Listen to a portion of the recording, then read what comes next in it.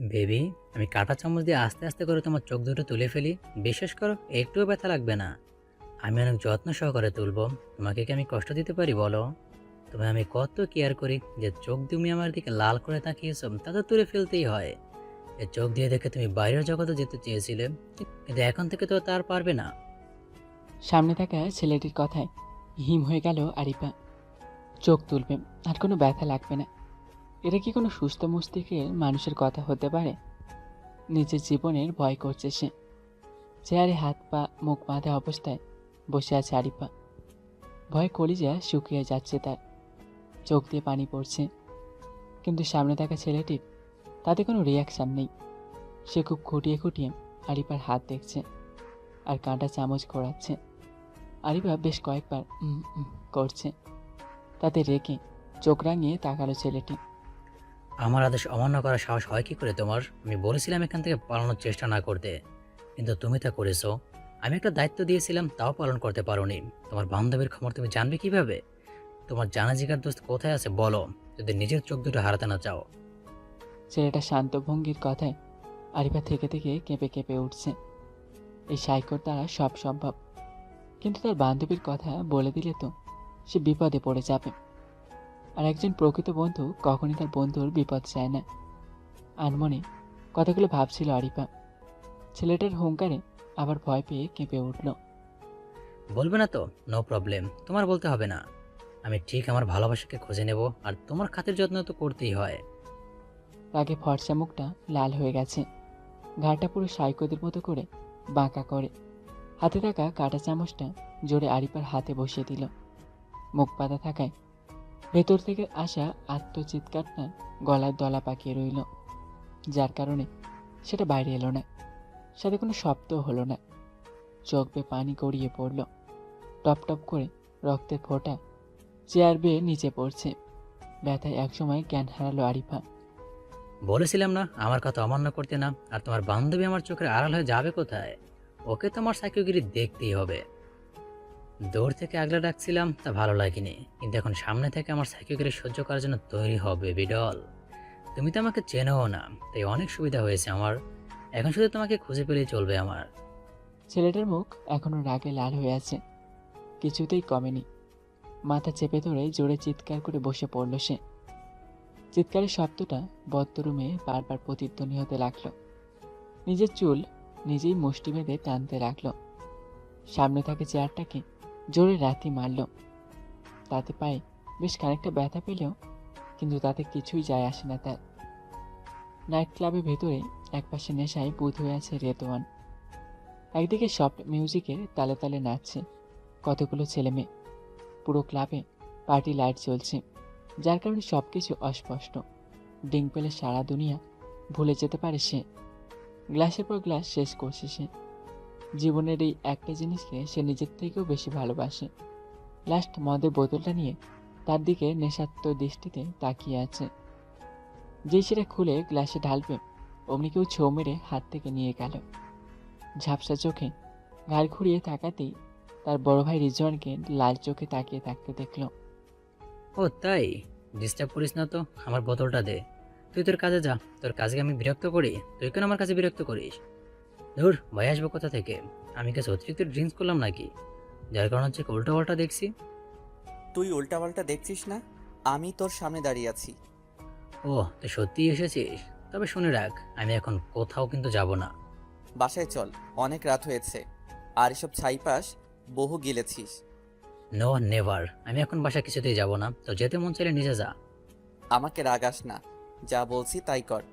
তুই নিজের ভালো চাইলে বাসায় ফিরে যা, সবসময় আমার পিছু লাগতে হবে তোর? আমার রাগাস না, নয়তো আমি তোকে। পুরো কথা শেষ না হওয়ার আগেই একটা ঠাস করে চর পড়ল রেদওয়ানের গালে। চরকে বেচারার নেশা এমনিতেই অর্ধেক ছুটে গেল। চোখ দুটো বন্ধ করে মাথাটা নাড়িয়ে নামিয়ে তাকিয়ে তার ভাইকে ভালো করে দেখতে পেল। ভাই, ভাই তুই কখন এলি? আরে কষ্ট করে এখানে আসতে গেলি কেন? আমি কল করলে তো আমি চলে আসতাম।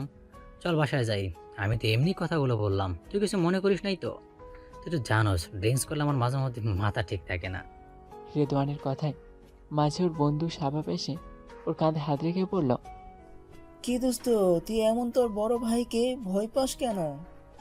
বড় ভাইকে কেউ ভয় পায়? তাছাড়া তোরা তো সামান্য বয়সের ছোট, তোদের মধ্যে থাকবে বন্ধুত্ব সম্পর্ক। এমনটা নয় যে তোরা 2-3 বছরের ছোট, মাত্র কয়েক। ওই বাটা চুপ কর। বড় বাইরে ভয় পাবো না তো কাকে পাবো? তুই বেশি বোঝস। তোর এত জ্ঞান বিতরণ করতে হবে না, যা নিজের চরকার চল দে। যত সব ফালতু ছেলে। চলো ভাইয়া, আমরা বাসায় যাই। যা বাবা, আবার কি হলো? এই রেদন যে ওর ভাইকে এত কেন ভয় পায় আল্লাহ জানে। কেউ তো নিজের বাপকেও এতটা ভয় পায় না যতটা ওর বড় ভাইকে পায়। গম্ভীর মুখে ক্লাব থেকে বের হয়ে গেল রেদওয়ান। থাপ্পড় খেয়ে তার নেশা সত্যি অনেকখানি কমে গেছে। কোথায় ভেবেছিল আজ রিজওয়ান বাসায় নেই, তাই মন মতো রিং করতে পারবে। সেখানে সবকিছুতে তার ভাই পান ঢেলে দিল। সেই বাড়ির ড্রয়িং রুমের সোফায় মাথায় হাত দিয়ে বসে আছে মিসেস তুলি শেখ। বারবার ঘড়ির দিকে তাকাচ্ছে সে। ঘড়ির কাঁটা রাত 1:30 ছাড়িয়ে যাচ্ছে, কিন্তু তার দুই ছেলের আসার কোনো নামগন্ধ নেই। চোখ দুটো ঘুম লেগে গেছে।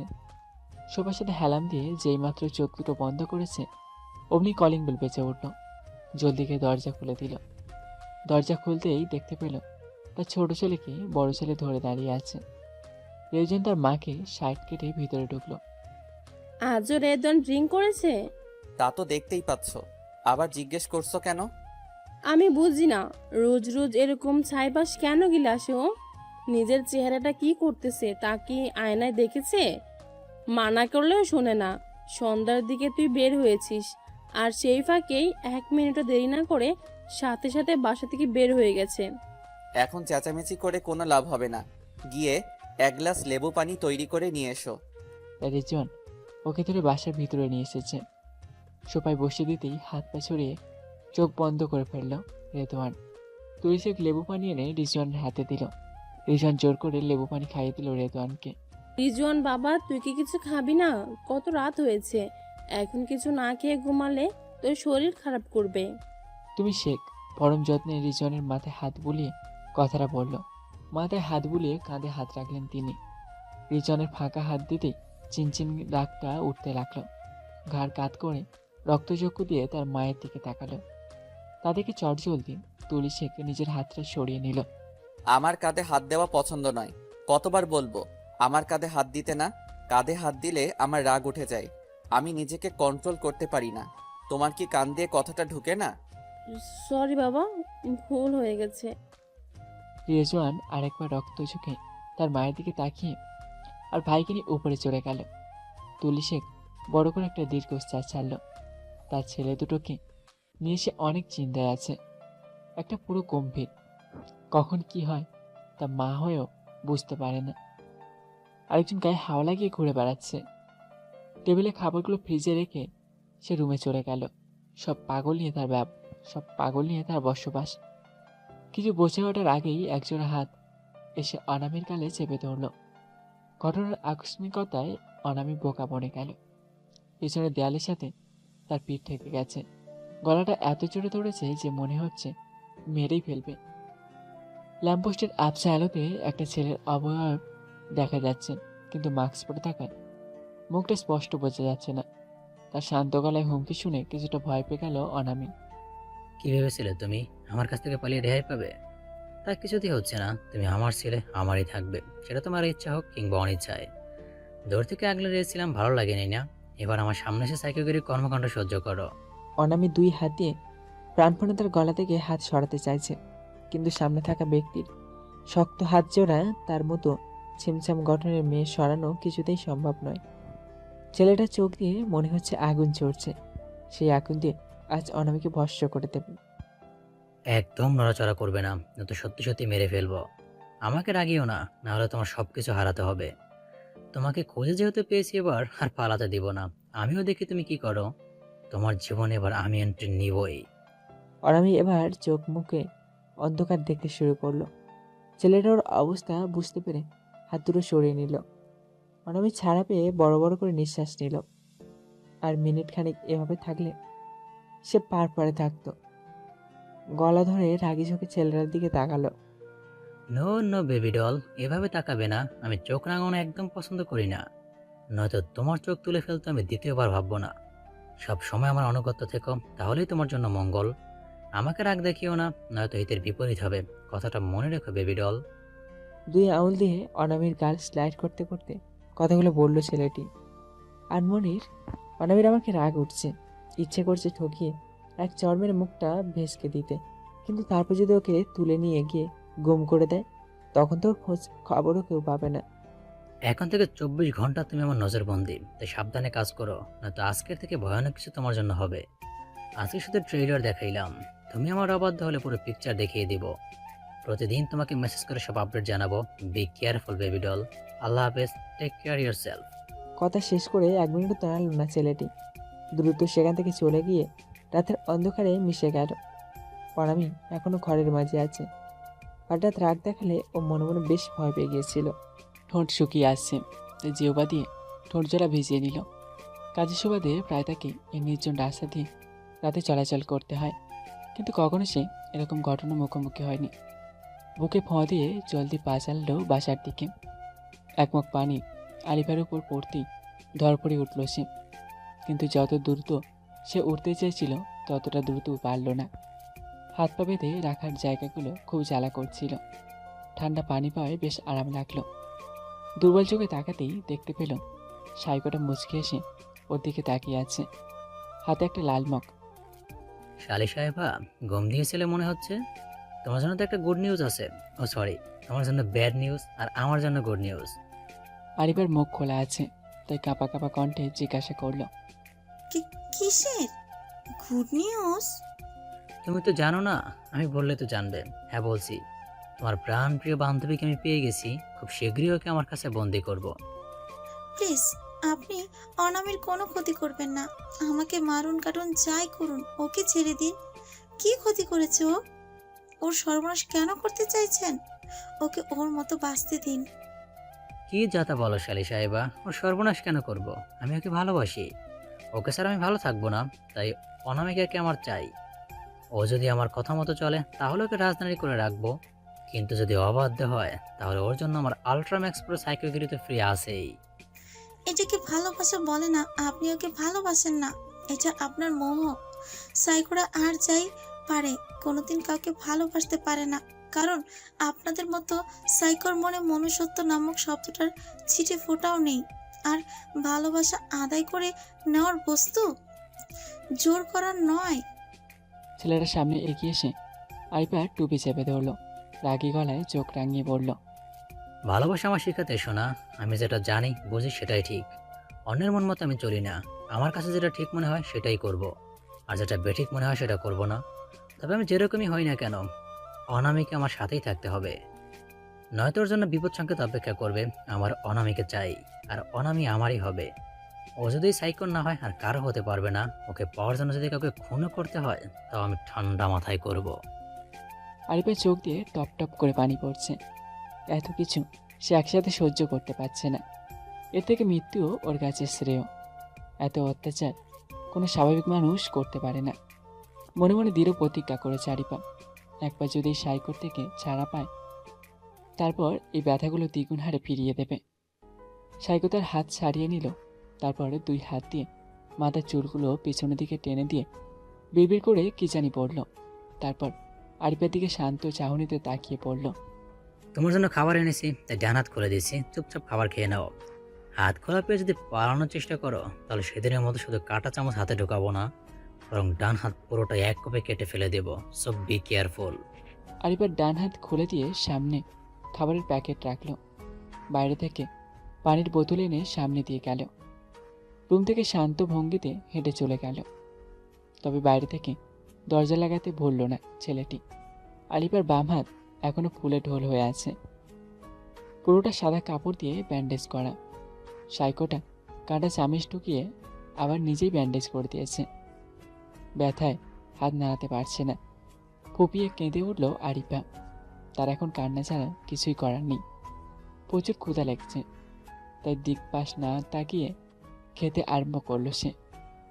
শেখ পারি ডাইনিং টেবিলে মিসেস তুরি শেখ তার স্বামী শাহিদ শেখ ও শাশুড়ি আয়না বেগমকে খাবার বেড়ে দিচ্ছে। রিজওয়ান এখনও বাসায় ফেরেনি। মোটামুটি ভালো একটা বেসরকারি কোম্পানিতে জব করে রিজওয়ান। রেদওয়ানের পড়াশোনা শেষ, তবে সে কোনো কাজ করে না। সারাদিন হাওয়া লাগিয়ে বন্ধুদের সাথে ঘুরে বেড়ানো, আড্ডা দেওয়া, নাইট ক্লাবে ডিং করাই তার প্রধান কাজ। ওদের দাদা মারা গেছে, দাদি আয়না বেগম ওদের সাথেই থাকে। রিজওয়ানের কোনো চাচা ফুপু নেই। বাবা মায়ের একমাত্র ছেলে সাজিদ শেখ। 4 রুম, একটা বিশাল ডাইনিং রুম ও কিচেন বিশিষ্ট একটা ফ্ল্যাট বাসায় তারা পুরো পরিবার থাকে। নিজস্ব ফ্ল্যাট ও একটা গাড়ি আছে তাদের। পাশের বিশাল মার্কেটে তাদের নিজস্ব 2টো দোকান আছে। সেই দোকানে ভাড়া দিয়ে তাদের 5 জন সদস্যের পরিবার খুব ভালো করে চলে যায়। রিদওয়ান নিচে বসে সোফায় পা রেখে উল্টো হয়ে টিভি অন করে মোবাইলে গেম খেলছে। এটা ওর অভ্যাস, সবসময় উল্টো কাজ করা। একে হুট করে কেউ দেখলে পাগল ছাড়া অন্য কিছু বলবে না। মাথায় কোকড়া চুলগুলো এলোমেলো হয়ে কাকের বাসা হয়ে আছে। রেদওয়ান, খেতে আয়। সব কিছু গরম করেছি, আমি বারবার গরম করতে পারবো না। কোমরের ব্যথাটা আমার দুপুর থেকে বেড়েছে। সরি আম্মু, আমি এখন খাবো না, ভাই আসুক, ভালো লাগছে না। উল্টো হয়ে শুয়ে থাকলে এমনই হবে, হয় টিভি দেখ নয়তো মোবাইল টিপ, আর সোজা হয়ে চুপচাপ সোফায় বস। তোর এই আজগুবি স্টাইলের শুতে দেখলে আমার রাগ লাগে। সোফা থেকে পা নামা। আম্মু চুপ করো তো, আমাকে আমার মতো থাকতে দাও। বুড়ো বয়সে আমার হাতে মার খাস না। 26 বছর পেরিয়ে গেল, এখনো উল্টোপাল্টা কাজ করিস। তোদের 2 ভাইকে যে মেয়ে বিয়ে করবে তাদের জীবনটা শেষ। আমার জীবন তো তোরা বাপ বেটা মিলে শেষ করলি। এখন আমি চিন্তা করছি আমার বৌমাগুলোর কি হবে। তোমাকে চিন্তা করতে হবে না, তুমি কে ঘুমাতে যাও। আমার যখন খেতে মন চাইবে তখন আমি নিজেই খেয়ে নিতে পারবো। তোরা যদি নিজের হাতে সব কিছু নিয়ে খেতে পারতি তাহলে তো আমার দুঃখ গুস্ত। মাঝে মাঝে ইচ্ছে করে সব ছেড়ে চলে যাই। আহা বৌমা, কি শুরু করলে? দাদু ভাইয়ের যখন মন চায় তখন খেয়ে নিবে। তুমি শুধু শুধু ক্যান ক্যান করছো, চুপচাপ খেতে বসো। রিজওয়ানের মা, চেঁচামেচি করো না, ওর ইচ্ছে মতো ওকে খেয়ে নেবে। এত বড় বিয়ের বসে দামড়া ছেলের সাথে এত কথা বলো কেন? ওকে ওর ইচ্ছা মতো চলতে দাও, ওরও তো নিজের স্বাধীনতা বলতে কিছু আছে। তোমাদের জন্য ছেলেটা এত বিগড়ে গেল, আশকারা দিতে দিতে তোমরা মাথায় তুলে ফেলেছ। তোমাদের জন্য শাসনও করতে পারি না। আমার বড় ছেলেটা কষ্ট করবে আর উনি পায়ের উপর পা তুলে সেগুলো নষ্ট করবে, আর সুযোগ পেলে বারে হানা দিবে। নিজের ভবিষ্যৎ নিজে নষ্ট করছে, আমার কি? পরে ঠিক জ্বালা বুঝবে। রোজ রোজ এত চেঁচামেচি ভালো লাগে না আম্মু, আমাকে ডিস্টার্ব করো না। তুলি শেখ রাগে গজগজ করতে করতে টেবিলে খেতে বসে পড়ল। এই গরুটাকে হাজার কথা বললেও কিচ্ছু হবে না। এক কান দিয়ে ঢুকবে আর এক কান দিয়ে বের করে দেবে। গন্ডারের চামড়া তো, তাই কোনো কথা গায়ে লাগে না। এত কথা শোনালো ওর মা, তারপরেও রেদওয়ানের উপর কোনো প্রভাব পড়েনি, বরং এখনও উল্টো হয়ে টিভি অন করে মোবাইলে গেম খেলছে। এই বাড়ির হক্কলরে নিয়া হয়েছে আমার আর খালাম্মার জ্বালা। সব পাগল এই বাড়িতেই বসবাস। কার মতি গতি কখন ভালো থাকে কার কখন খারাপ তা 3 বছর কাম কইরাও বুঝলাম না। খালাম্মার 2 পোলা হইল 2 পাগল। একটার তো কথা নাই বার্তা নাই, হুট কইরা রাইগা আইটেম বোম হইয়া যায়, আর একটাই উল্টাপাল্টা কাম করে। রেদন ভাইরে কাল রাতে দেখলাম নিচে শুইয়া সবাই পা দিয়া উল্টা হইয়া টিভি দেখতেছে, নয়তো কখনো উল্টা গেঞ্জি পরে সারা বাড়ি ঘুরবো, কোনো তাল নাই। কিছু সময় থেমে শ্বাস নিল রুবিনা। একদমই অনেক কথা বলে ফেলেছে সে। হাতের কাজও প্রায় শেষ পর্যায়ে। পেটগুলোতে সাবান মাখিয়ে ধুতে ধুতে আবার শুরু করলো সে। আর রিজওয়ান ভাইয়ের কথা কি কমু, হ্যারে তো হের বাপ মা সুইদাই ডরায়। বড় পোলারে দেখলে বাপের বিপি লো হইয়া যায়, তখন আমারই আবার দৌড়াইয়া ওষুধ দিতে হয়। বড় পোলায় বাড়ি থাকলে খালুজানের পেছন বিপির ওষুধ নিয়ে লগে লগে থাকতে হয়। আর ওই দাদি বুড়ির কথা কি কমু, সারাদিন গরুর মতো পান চাবাইতে থাকে। আর পি খালানোর বাটি নিয়ে তার আগে পেছনে আমার ঘুরতে হয়। আরে বুড়ি, তোর বয়স হয়েছে, তুই ল্যাংড়া মানুষ, সবসময় হুইল চেয়ার নিয়ে চলস।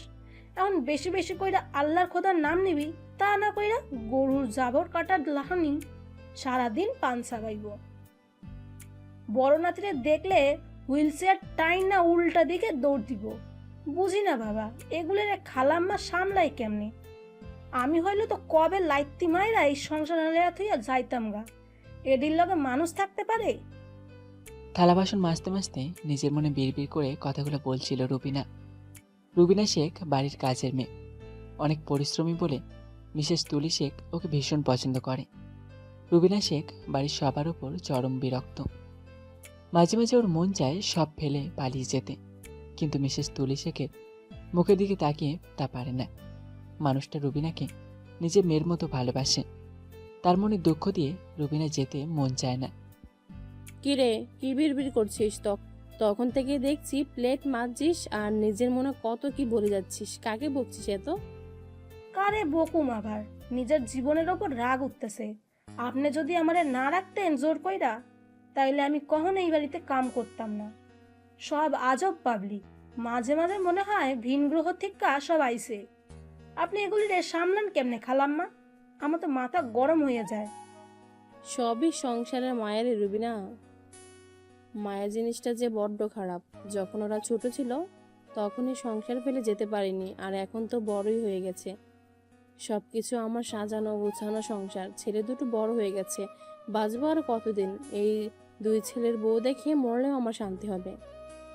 খালাম্মা, ভুলেও আপনি মরণের কথা কইবার না। আমার অনেক খারাপ লাগে। শুধুমাত্র আপনার লিগা আমি এই বাড়িতে আসি। আপনি যদি আবার মরণের কথা কন, তাইলে আমি আর কামে আমু না। তাহলে তো আমার মরার বন্দোবস্ত আরো তাড়াতাড়ি হবে। শরীর দুদিনও ভালো থাকে না। ছেলে দুটোর চিন্তায় আমি শেষ। একটাই তাও নিজের লাইফ গুছিয়ে নিচ্ছে, কিন্তু আরেকটা টোটো কোম্পানির ম্যানেজার হয়ে আমার শান্তি নষ্ট করছে। আমার এখন একটাই ইচ্ছা, দুই ছেলেটার জন্য যেন ভালো দুটো মেয়ে পাই, যাতে ওদের ঝাড়ি মেরে ঠিক করতে পারে।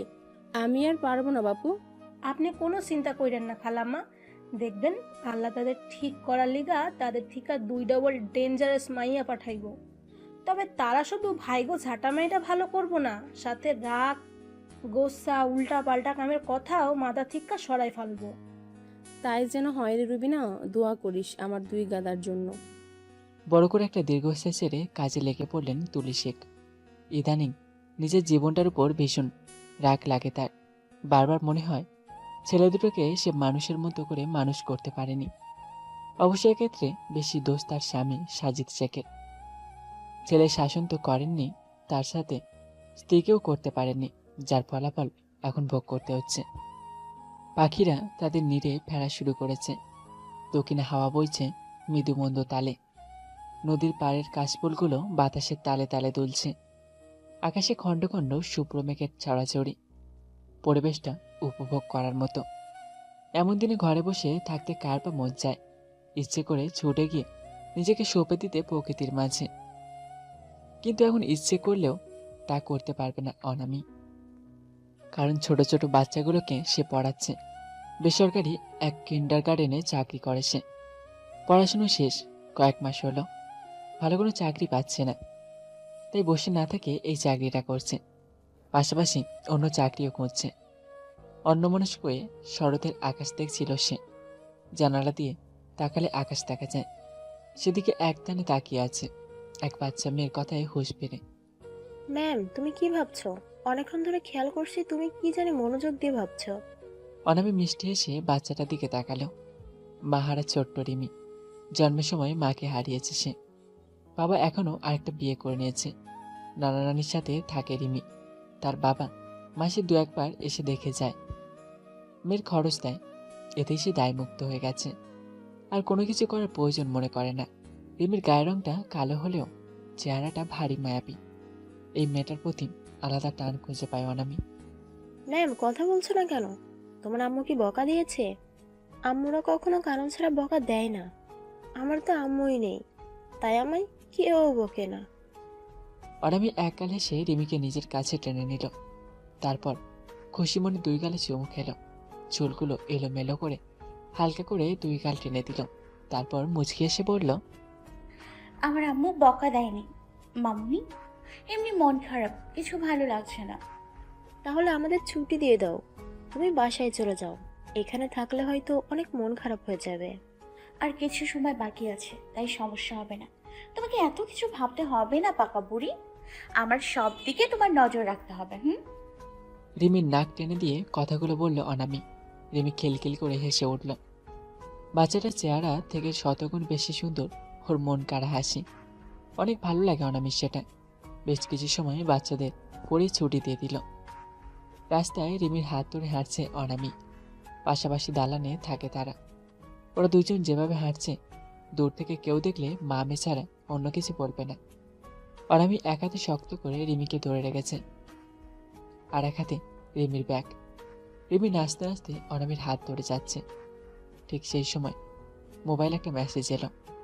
মেসেজের শব্দে মোবাইল বের করলো সাইড ব্যাগ থেকে। সাবধানে বাসা যাও বেবি ডল, গিয়ে আমাকে জানানোর প্রয়োজন নেই, আমি তোমার খবর পেয়ে যাব। আজ রাতে কোথাও বের হও না, দূর আকাশে মেঘ জমছে, ঝড় বৃষ্টি হতে পারে। আর যদি আমার কথা না শুনে আমার অবাধ্য হয়ে বের হও, তাহলে আমার সাথে তোমার অবশ্যই দেখা হবে বেবি ডল। আর দেখা হলে সেটা তোমার জন্য ভালো হবে না। বাচ্চা মেয়েটা কে? আমার বয়ফ্রেন্ডের মেয়ে নাকি? এমনটা যদি হয় তাহলে ওর থেকে দূরে থেকো, নয়তো ওর কোনো অ্যাক্সিডেন্ট হয়ে গেলে আমি দায়ী নই, তার সম্পূর্ণ দায়ভার শুধুই তোমার। বাচ্চাটার কথা আপাতত চিন্তা করো না বেবি ডল, আমি খোঁজখবর না নিয়ে ওর কোনো ক্ষতি করব না। মেসেজটা পড়ে অনেকটা ভয় ও রাগ হলো অনামির। সেদিনের পর থেকে অনেকটা ভয় ভয় চলে সে। যদিও বাচ্চাটা তার কোনো সম্পর্কের নয়, শুধু পছন্দ করে বলে অনেক আদর করে, তারপরেও মনের ভেতর চাপা ভয় উঁকিঝুঁকি মারছে। প্রতিদিন হাজারটা মেসেজ আসে এই আননোন নাম্বার থেকে, কল করলেই বন্ধ বলে। নানাভাবে তাকে হুমকির উপর রেখেছে। নিজের জীবনের ওপর এখন বিরক্তি লাগছে অনামির। ম্যাম চলো, বাসায় যাবে না? দেখো দূর আকাশে কালো মেঘ জমেছে, বৃষ্টি হতে পারে। একবার আকাশের দিকে তাকিয়ে নবছরে রিমির দিকে তাকিয়ে রইল অনামি। তার মনের গহীন কোণেও যে কালো মেঘ জমেছে, কবে যে সত্যি সত্যি ঝড় উঠে যায়। এখানেই দাঁড়িয়ে থাকবে নাকি বাসায় যাবে? হ্যাঁ মামুনি চলো। অনামি এক চিলতে মিথ্যে হাসি দিয়ে হাঁটতে লাগলো বাসার উদ্দেশ্যে। সাদা শুভ্র মেঘগুলো ছাড়িয়ে দূর আকাশের এক কোণে কালো মেঘ দেখা যাচ্ছে। হিমেল ঠান্ডা বাতাস বইতেও শুরু করেছে। আজ বৃষ্টি হবে এমনটা বলাই যায়, কিন্তু ঝড় আসবে কিনা তাতে শিওর নয় অনামি। তবে এটা সে নিশ্চিত বলতে পারে, তার জীবন এলোমেলো করে দিতে কোনো ঝড় আসছে, যার কালো মেঘ তার মনের আকাশে অনেক আগেই দেখা দিয়েছে, যার অভ্যাস, যার আভাস সে এখন পাচ্ছে।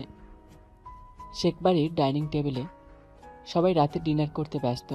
রেদওয়ান প্লেটে টুংটাং আওয়াজ করছে, কিছুই মুখে দিচ্ছে না।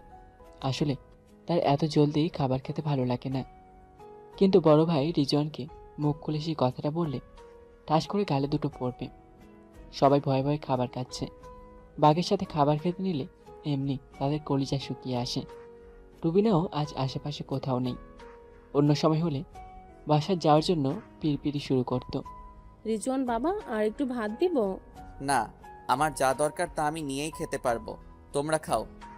বৌমা, আমার খাবারটা তো আমার রুমে দিতে পারতে, এখানে বসে খাওয়ার কি আছে? এমনি আমি হুইল চেয়ারে যাতায়াত করি, আমার তো আসতে কষ্ট হয়ে যায়। কেন দাদু, আমার সাথে খেতে তোমার কষ্ট হয়ে যায়?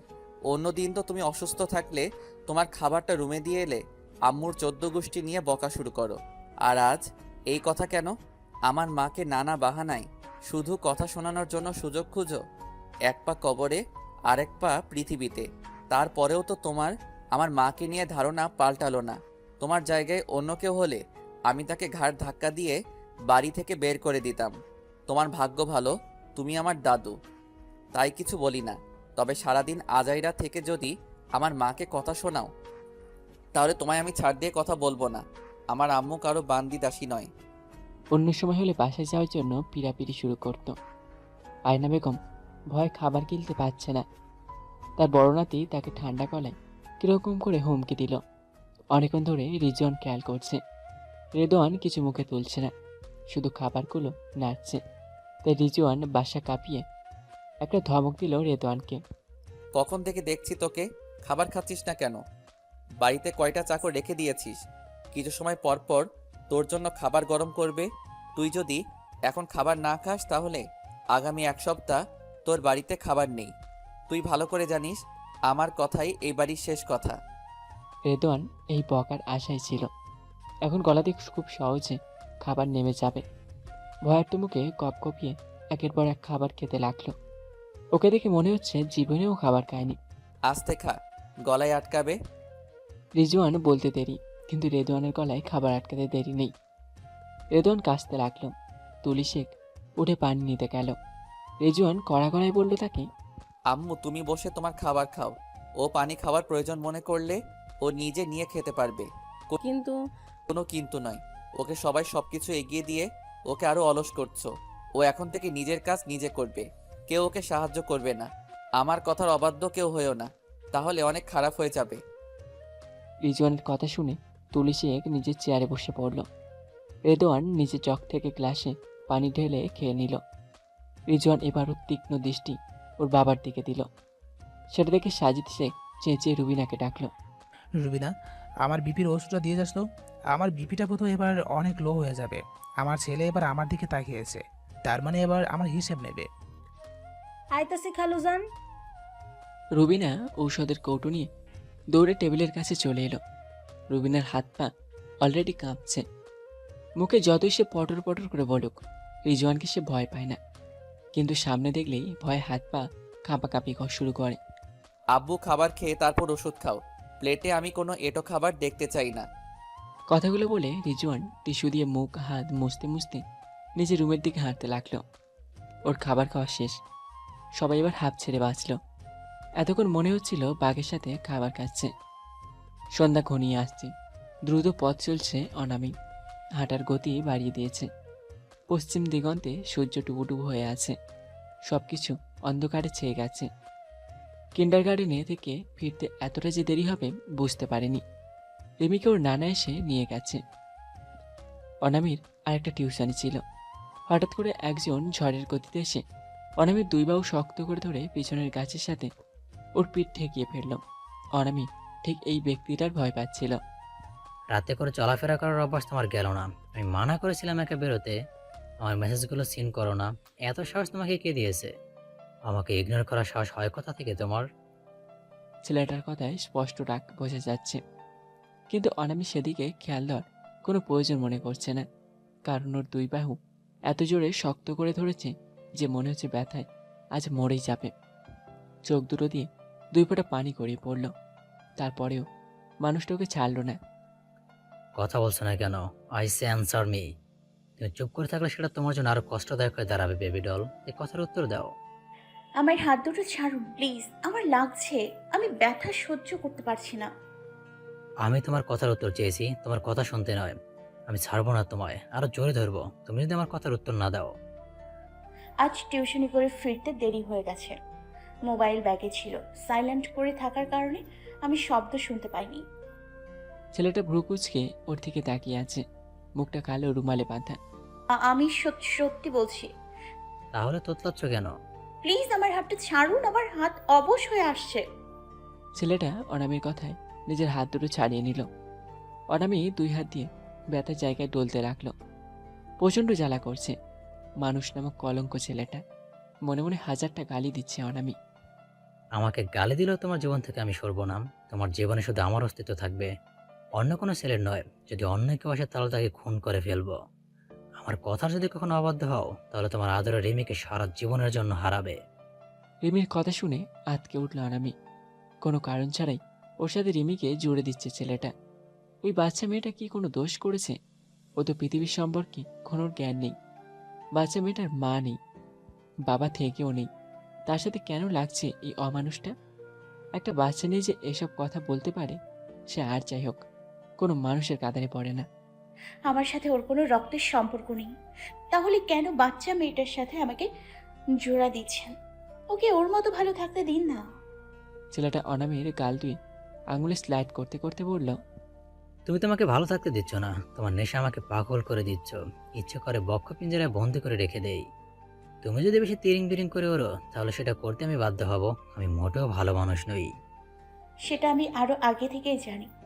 অমানুষ কোথাকার, তোর শাস্তি নিশ্চয় হবে। আল্লাহ তোকে মাফ করবে না যদি তুই রিমির কোনো ক্ষতি করিস। কি ভাবছো বেবি ডল? আজকে বাসা যাবে না নাকি আমার সাথে থাকতে ইচ্ছে করছে? যদি এমনটা হয় তাহলে আমার কোনো সমস্যা নেই। তোমার জন্য আমি হাজার রাত এভাবেই তোমার দিকে তাকিয়ে কাটিয়ে দিতে পারি। আমি বাসায় যাব। নিশ্চয়ই, চলো আমি তোমাকে বসে দিয়ে আসছি। খবরদার মানা করবা না, তাহলে আজ আর তোমার বাড়ি ফেরা হবে না। ছেলেটার হাব ভাব সুবিধার মনে হচ্ছে না অনামিক, তাই বাসার দিকে হাঁটতে লাগলো। ছেলেটাও ওর সাথে সাথে চলছে। অনামিক কিছু বলতে যাবে, অনামি কিছু বলতেও পারছে না। যদি তুলে নিয়ে গিয়ে গুম করে দেয়, এই অমানুষটাকে দিয়ে বিশ্বাস নেই, এমনটা করতেও পারে। ভোরের আলো ফুটতেই যেমন অন্ধকার লেজ গুটিয়ে পালায়, তেমনি কারো জীবনের আলোটাও হুট করে অন্ধকারে মিইয়ে যায়। আজ কতদিন ধরে যে আরিফা এই অন্ধকার রুমে আছে। চেয়ারে বাঁধা অবস্থায় বসে থাকতে থাকতে কোমরের হাড্ডি মনে হয় ক্ষয় হওয়ার পথে, সারা শরীর অবশ হয়ে আসে। কিন্তু তারপরেও এই সাইকোর মনে সামান্য দয়া হয় না। নিজের জীবনের প্রতি এখন তিক্ততা এসে পড়েছে। একদিন পালানোর জন্য পথ খুঁজে পেয়েছিল, কিন্তু ভাগ্য সহায় ছিল না। কোনো দরজা জানালা খোলা ছিল না, তাই চুপচাপ আবার নিজের জায়গায় এসে বসে রয়েছে। আমি কবে এই শয়তানের হাত থেকে রক্ষা পাবো? আল্লাহ, তুমি আমার উপর একটু দয়া করো, মায়া করো। আমি আর সহ্য করতে পারছি না। হয় আমায় এই অন্ধকার জীবন থেকে বের করো, নয়তো তুমি আমায় এইসব থেকে মুক্তি দাও। আমি আর পারছি না। চিৎকার করে কথাগুলো বলল আরিফা, কিন্তু ওর চিৎকার রুমের চারপাশে প্রতিধ্বনি হতে লাগলো। নিজের উপর প্রচুর রাগ উঠছে। আশেপাশে তাকিয়ে কিছু একটা খুঁজতে লাগলো। এক সময় পেয়েও গেল। টেবিলের উপর ছুরিটা রাখা আছে, সেটাই ওকে মুক্তি দিতে পারে। আমি মুক্তি চাই। জানি আত্মহত্যা করা মহাপাপ, কিন্তু এই মুহূর্তে আমার আর কিছুই করার নেই। এই সাইকোটা আমাকে জীবনও ছাড়বে না। তাই আমাকে এই কালো জীবন থেকে বের হতে হলে আত্মহত্যা করতেই হবে। আমি যে নিরুপায়। চেয়ার থেকে টেবিলটা বেশ দূরে, হাত পা বাঁধা অবস্থায় সেখানে যাওয়া সম্ভব নয়। দুই হাত নাড়িয়ে বুঝতে পারলো বা হাতটা কিছুটা আলকা করা। সেটাকে বেশ কিছু সময় নাড়িয়ে খোলার চেষ্টা করলো। একসময় পেরেও গেল। বা হাত দিয়ে ডান হাতটা করলো, তারপর পা দুটো খুলে এগিয়ে গেল টেবিলের দিকে। চকমকা ফল করা ছুরি। গতকাল সাইকোটা ওকে ভয় দেখানোর জন্য এনেছিল, কিন্তু নিয়ে যেতে ভুলে গেছে। আর এবার সামনে এগিয়ে গিয়ে ছুরিটা তুলে নিল। গলার কাছে ধরতেই চোখ দুটি দিয়ে দুই ফোঁটা পানি গড়িয়ে পড়ল। আমার মাফ করে দিও সবাই। আমি নিজের জীবনটাকে খুব ভালোবাসি, কিন্তু এখন আমার হাতে আর কিছুই নেই। মৃত্যু একমাত্র আমাকে এই জীবন থেকে মুক্তি দিতে পারে। বিদায় পৃথিবী। হাতটা থরথর করে কাঁপছে আরিপার। চোখ বন্ধ করে যেই মুহূর্তে পৌঁছ দিতে যাবে, সেই মুহূর্তে ঝড়ের গতিতে কেউ এসে ওর থেকে ছুরিটা ছিনিয়ে নিয়ে গেল। ঘটনার আকস্মিকতায় আরিপা কিছুই বুঝতে পারল না, কিন্তু যখন চোখ খুলে সামনে তাকালো তখন ভয়ে জমে গেল আরিফা। হাই ভলিউমে নাইট ক্লাবের ভিতরে শাও মুভির সাইয়া সাইকো গানটা বাজছে। তার তালে তালে ডান্স ফ্লোরে নাচছে কতগুলো কাপল। একদিকে দাঁড়িয়ে ভাইয়ের কাণ্ডে অবাক হয়ে তাকিয়ে আছে রিজওয়ান একের পর এক মদের গ্লাস শেষ করছে। যেই ভাই ওকে ড্রিঙ্ক করতে মানা করে, সেই ভাই আজ একের পর এক গ্লাস শেষ করছে। ভাই তুই কি পাগল হয়ে গেলি? এত গ্লাস শেষ করছিস কেন? তুই অভ্যস্ত নোস, তো এতটা একসাথে খাস না, তো সমস্যা হবে। একটাও কথা বলবি না। আমাকে আমার কাজ করতে দে, আটকাবি না আমায়, তাহলে খারাপ হয়ে যাবে বলে দিলাম। রেদওয়ান, ছাড় আমায়। রেদওয়ান টান দিয়ে ওর ভাইয়ের থেকে গ্লাসটা নিয়ে নিল। যতটুকু খেয়েছে তাতে ওর ভাইকে সামলাতে আজ দফারফা হয়ে যাবে। কিন্তু হুট করে রিজওয়ানের কি হলো তাই বুঝতে পারছে না রেদওয়ান। রিজওয়ান তো ডিং করার মতো ছেলে না। রিজওয়ানকে পাগলের মতো ডিং করতে দেখে রেদওয়ান নিজেই ডিং করতে ভুলে গেছে। রেদওয়ান গ্লাস নিয়ে যাওয়ায় রিজওয়ান সামনে থাকা মদের বোতল খুলেই মুখ ঢুকে ঢকঢক করে গিলতে লাগলো। ভাই স্টপ দিস, তুই সামলাতে পারবি না, তো সমস্যা হবে। এবার বন্ধ কর। যা খেয়েছিস তাতেই 2 দিন বিছানায় টাল হয়ে পড়ে থাকবি। আর খাস না, তোর ভালোর জন্যই বলছি। আমার ভালো কারো ভাবতে হবে না। আমি অনেক ভালো আছি। যাকে ভালোবাসি সেই আমার থেকে পালিয়ে বেড়ায়। কেউ আমাকে বুঝতে চায় না, এমনকি তুইও না। তাই আমার ভালো নিয়ে কারো ভাবতে হবে না। তো হঠাৎ কি হয়েছে ভাই? তুই এসব কথা কেন বলছিস? কাকে ভালোবাসিস তুই? সেটা আমি পরে জেনে নেব, কিন্তু এখন বাসা চল। এখানে থাকলে তুই ড্রিঙ্ক থামাবি না। রেদওয়ান এক প্রকার জোর করেই রিজওয়ানকে নিয়ে গাড়িতে উঠল। ড্রাইভারের সিটে বসে গাড়ি চালাচ্ছে রেদওয়ান।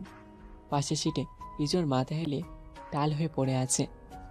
আজ থেকে কি জানি বিড়বিড় করে বলছে। আজকে চিত্রটা পুরো উল্টো। যেখানে রেদওয়ান থাকার কথা সেখানে রিজওয়ান। গাড়ি চালাতে চালাতে রেদওয়ানের মাথায় শুধু একটা কথাই ঘুরছে, ওর ভাই নিশ্চয়ই খুব বড় কষ্ট পেয়েছে। নয়তো যে ছেলে ড্রিঙ্ক স্পর্শ করতো না, সে আজ বোতলের পর বোতল শেষ করছে। বিষয়টা সত্যি অদ্ভুত। মন খারাপ করে জানালা দিয়ে বাইরে তাকিয়ে আছে অনামি। জীবনটা পুরো এলোমেলো লাগছে। কি থেকে কি হয়ে গেল? সবই তো ঠিক ছিল, কিন্তু হঠাৎ করে একটা ঝড় এসে সব তছনছ করে দিল। বাবা মা, বড় ভাই দীপু, বড় বোন মানামি আর অনামি, এই 5 জন নিয়ে তাদের সুখের পরিবার ছিল।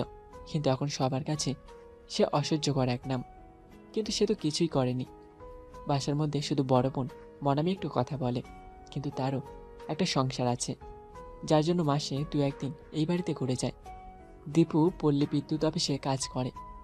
ছোট বোনের খোঁজ খবর নেওয়ার তার কোনো দরকার নেই। যেই কাজ করছে তাতে যে ওকে বাসায় রেখেছে এটাই তো বেশি। মেয়ের কাণ্ডে অনেক অসন্তুষ্ট অনামির বাবা, তাই মেয়ের মুখও দেখেন না তিনি। যে মেয়ে বাবা মায়ের সম্মানের কথা না ভেবে কাবিনের দিন পালিয়ে গিয়ে তার নাক কেটে দিয়েছে, তাকে দেখলে মুখটা কঠিন হয়ে যায়। অনামি প্রথম প্রথম মন খারাপ করলেও এখন আর অভ্যাস হয়ে গেছে তার, তাই কিছু মনে করে না। যা ভুল করেছে তাই ওর প্রাপ্য। নিজের টিউশনি ও চাকরির টাকা দিয়ে ওর মাস খরচ দিব্যি চলে যায়। তবুও মাঝে মাঝে সবার সাথে একটু কথা বলার জন্য মনটা বড্ড আনচান করে।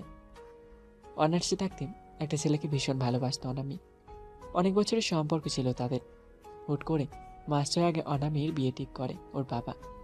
ছেলেপক্ষ বলেছিল এখন কাবিন করে রাখবে, পরবর্তী অনামির পড়াশোনা শেষ হলে উঠিয়ে নিয়ে আসবে। কিন্তু কাবিনের দিন সকালে অনামি পালিয়ে যায় সেই ছেলের কাছে। বাস স্টেশনে গিয়ে ঘন্টা 4 বসে থাকার পরেও তার ভালোবাসার মানুষটা আসে না। শেষ পর্যন্ত উপায় না পেয়ে অনামি আবার বাসায় ফিরে আসে, কিন্তু ততক্ষণে সারা এলাকা প্রচার হয়ে গেছে অনামি বিয়ের আসর ছেড়ে পালিয়েছে। বাসায় ঢুকতেই ভাই ও বাবা দুটো চর দিয়ে স্বাগতম জানায় ওকে। তারপর থেকে বাড়ির কেউ ওর সাথে কথা বলে না। মনামি বললেও লুকিয়ে বলে। এই ঘটনার পর অনামির পুরো পরিবার ওই এলাকা ছেড়ে নতুন জায়গায় এসে বাসা ভাড়া নেয়। পুরনো স্মৃতিচারণ করতে গিয়ে চোখের কোণে দুটি পানিতে ভরে ওঠে অনামির। ভুল মানুষকে ভালোবেসেছিল, এত বছর পার করেও মানুষটাকে চিনতে পারেনি। তারপর থেকে ওই ছেলের কোনো খোঁজ অনামি পায়নি, আর জানতে চায়ও না। মেসেজের টুং শব্দে ধ্যান ফেরে অনামির। মোবাইলটা হাতে নিয়ে দেখতে পাই সেই আননোন নাম্বারের মেসেজে লেখা ছিল, একটু বারান্দায় আসবে, তোমাকে দেখতে খুব মন চাইছে, প্লিজ একটু এসো। মেসেজটা দেখে ভীষণ অবাক হলো অনামি। সবসময় তো হুমকি ধমকি দিয়ে মেসেজ করে, তাহলে আজ কি হলো? এত সুন্দর করে অনুরোধ করছে। কেন জানি অনামির এই অনুরোধ মাখা কথাগুলো ভালো লাগলো। নিজের অজান্তে ঠোঁটের কোণে এক টুকরো হাসি ফুটে উঠল। মাথায় ওড়না দিতে দিতে বারান্দায় দাঁড়ালো, কিন্তু কাউকে দেখতে পেল না। মনটা খারাপ হয়ে গেল তার। কিন্তু সেই মানুষটা দূর গাছের আড়াল থেকে ওকে কিন্তু ঠিকই দুঃখ করে গেছে। গাড়ি হেলান দিয়ে শীষ বাজিয়ে এদিক সেদিক দেখছে রেদওয়ান। দুবার সে গাড়ির আয়নায় নিজের চুল ঠিক করে গেছে, এমন একটা ভাব যেন গার্লফ্রেন্ডের জন্য অপেক্ষা করছে। রিজওয়ানের সাথে তার বসের বাসায় এসেছে রেদওয়ান। রিজওয়ান ওকে বাইরে রেখে ভিতরে গিয়েছে। কোকড়া চুলগুলো আবারও হাত দিয়ে নাড়িয়ে নিল। চোখ থেকে সানগ্লাসটা খুলে মাথার উপর রেখে চারদিকে নজর দিতে লাগলো। তখনই ধপ করে কিছু একটা পড়ার আওয়াজ পেল। এদিক সেদিক তাকিয়ে শব্দের উৎস খুঁজে পেল না। Anybody here, please help me, anyone here, কেউ কি শুনছো? একটা সুরালো গলায় ঝঙ্কার চারদিকে মোহিত করলো। রেদওয়ান কথা বলা মানুষটাকে গাড়ির নিচ গেটের সামনে দিকে খুঁজতে লাগলো, কিন্তু কোথাও পেল না। মনের ভুল ভেবে যেই আবার সে এসে গাড়িতে হেলান দিয়ে যেই চোখে সানগ্লাস পরবে, অমনি চিৎকার শুনতে পেল। মাথার মধ্যে কি গোবর দিয়ে ঠাসা? গাড়ি কি কেউ এখানে পার্ক করে? ন্যূনতম কমন সেন্স নেই নাকি? আমার তো মনে হচ্ছে মাথায় গোবরও নেই। থাকলে অবশ্যই একটি জৈব সার হতো। কোন ব্যাক কলের কাজ এটা? এখানে গাড়ি না রাখলে আমি কি পড়তাম নাকি? গেল রে গেল, আমার কোমরটা গেল। আমি বোধহয় সারা জীবন কোমর ভাঙা কুজুবুরু হয়ে থাকবো। একবার গাড়ির মালিককে হাতে পাই, চিবিয়ে রস বের করে ফেলবো। চিৎকার চেঁচামেচি শুনে রেদওয়ান গাড়ির পিছনে গিয়ে দেখে একটা শ্যাম বর্ণের মেয়ে চিৎপটাং হয়ে পড়ে আছে, কোমর ধরে বিলাপ করছে। মেয়েটাকে এভাবে পড়ে থাকতে দেখে রেদওয়ান হাসি থামিয়ে রাখতে পারল না। গেট ধরে হু হা করে হাসতে লাগলো। হঠাৎ হাসির শব্দ শুনে মাথা উঠিয়ে তাকালো শশী। মেয়েটার নাম শশী। মিস্টার, মাথায় কি বুদ্ধি শুদ্ধি কিছু নাই নাকি? দুপুরে খাওয়ার সাথে তাও খেয়ে নিয়েছেন? সরি, আপনি কি বোঝাতে চাইছেন? আমি ঠিক বুঝলাম না। বুঝবেন কি করে? সব তো দুপুরের খাবারের সাথে খেয়ে নিয়েছেন, বুদ্ধু কোথাকার। কথাবার্তা সাবধানে বলুন মিস। কি সমাধান বলবো? কি সমাধান বলবো? একটা মেয়ে পড়ে ব্যথা পেয়েছে, কোথায় এগিয়ে এসে তাকে জিজ্ঞাসা করবেন যে ঠিক আছে কিনা, কোথাও চোট পেয়েছে নাকি, তাকে তুলতে সাহায্য করবেন। তা না করে গাধার মতো 32 পাটি দাঁত বের করে হো হো করে হাসছেন। মানবিকতা কি আছে নাকি? তাও আপনাকে ছেড়ে পালিয়েছে। মাথায় এরকম কাকের বাসা থাকতো, এগুলো পালায় কি করে? এত বড় দামড়া ছেলে, কিন্তু সাধারণ কমন সেন্সও নেই। হাতে পায়ে বড় হয়েছে, মাথায় সামান্য ঘিলিও নেই। সব বোধহয় মাথায় থাকা কাক টুকুরে খেয়ে নিয়েছে। এবার আমাকে তুলুন। হ্যালো মিস, আপনি কিন্তু আমাকে অপমান করছেন। আমাকে অপমান করার রাইট আপনাকে কে দিয়েছে? মানবিকতা, কমন সেন্স কি এখন আপনার কাছ থেকে আমার শিখতে হবে? হ্যাঁ, শিখতে হবে, কারণ আপনার কাছে যা ছিল তা তো কাকে ঠুকরিয়ে খেয়ে ফেলেছে। মুখ সামলে কথা বলুন। কিছু বলছি না বলে পার পেয়ে গেছেন। একে তো মাঝ রাস্তায় গাড়ি রেখেছেন, তার মধ্যে আবার ফটফট কথা।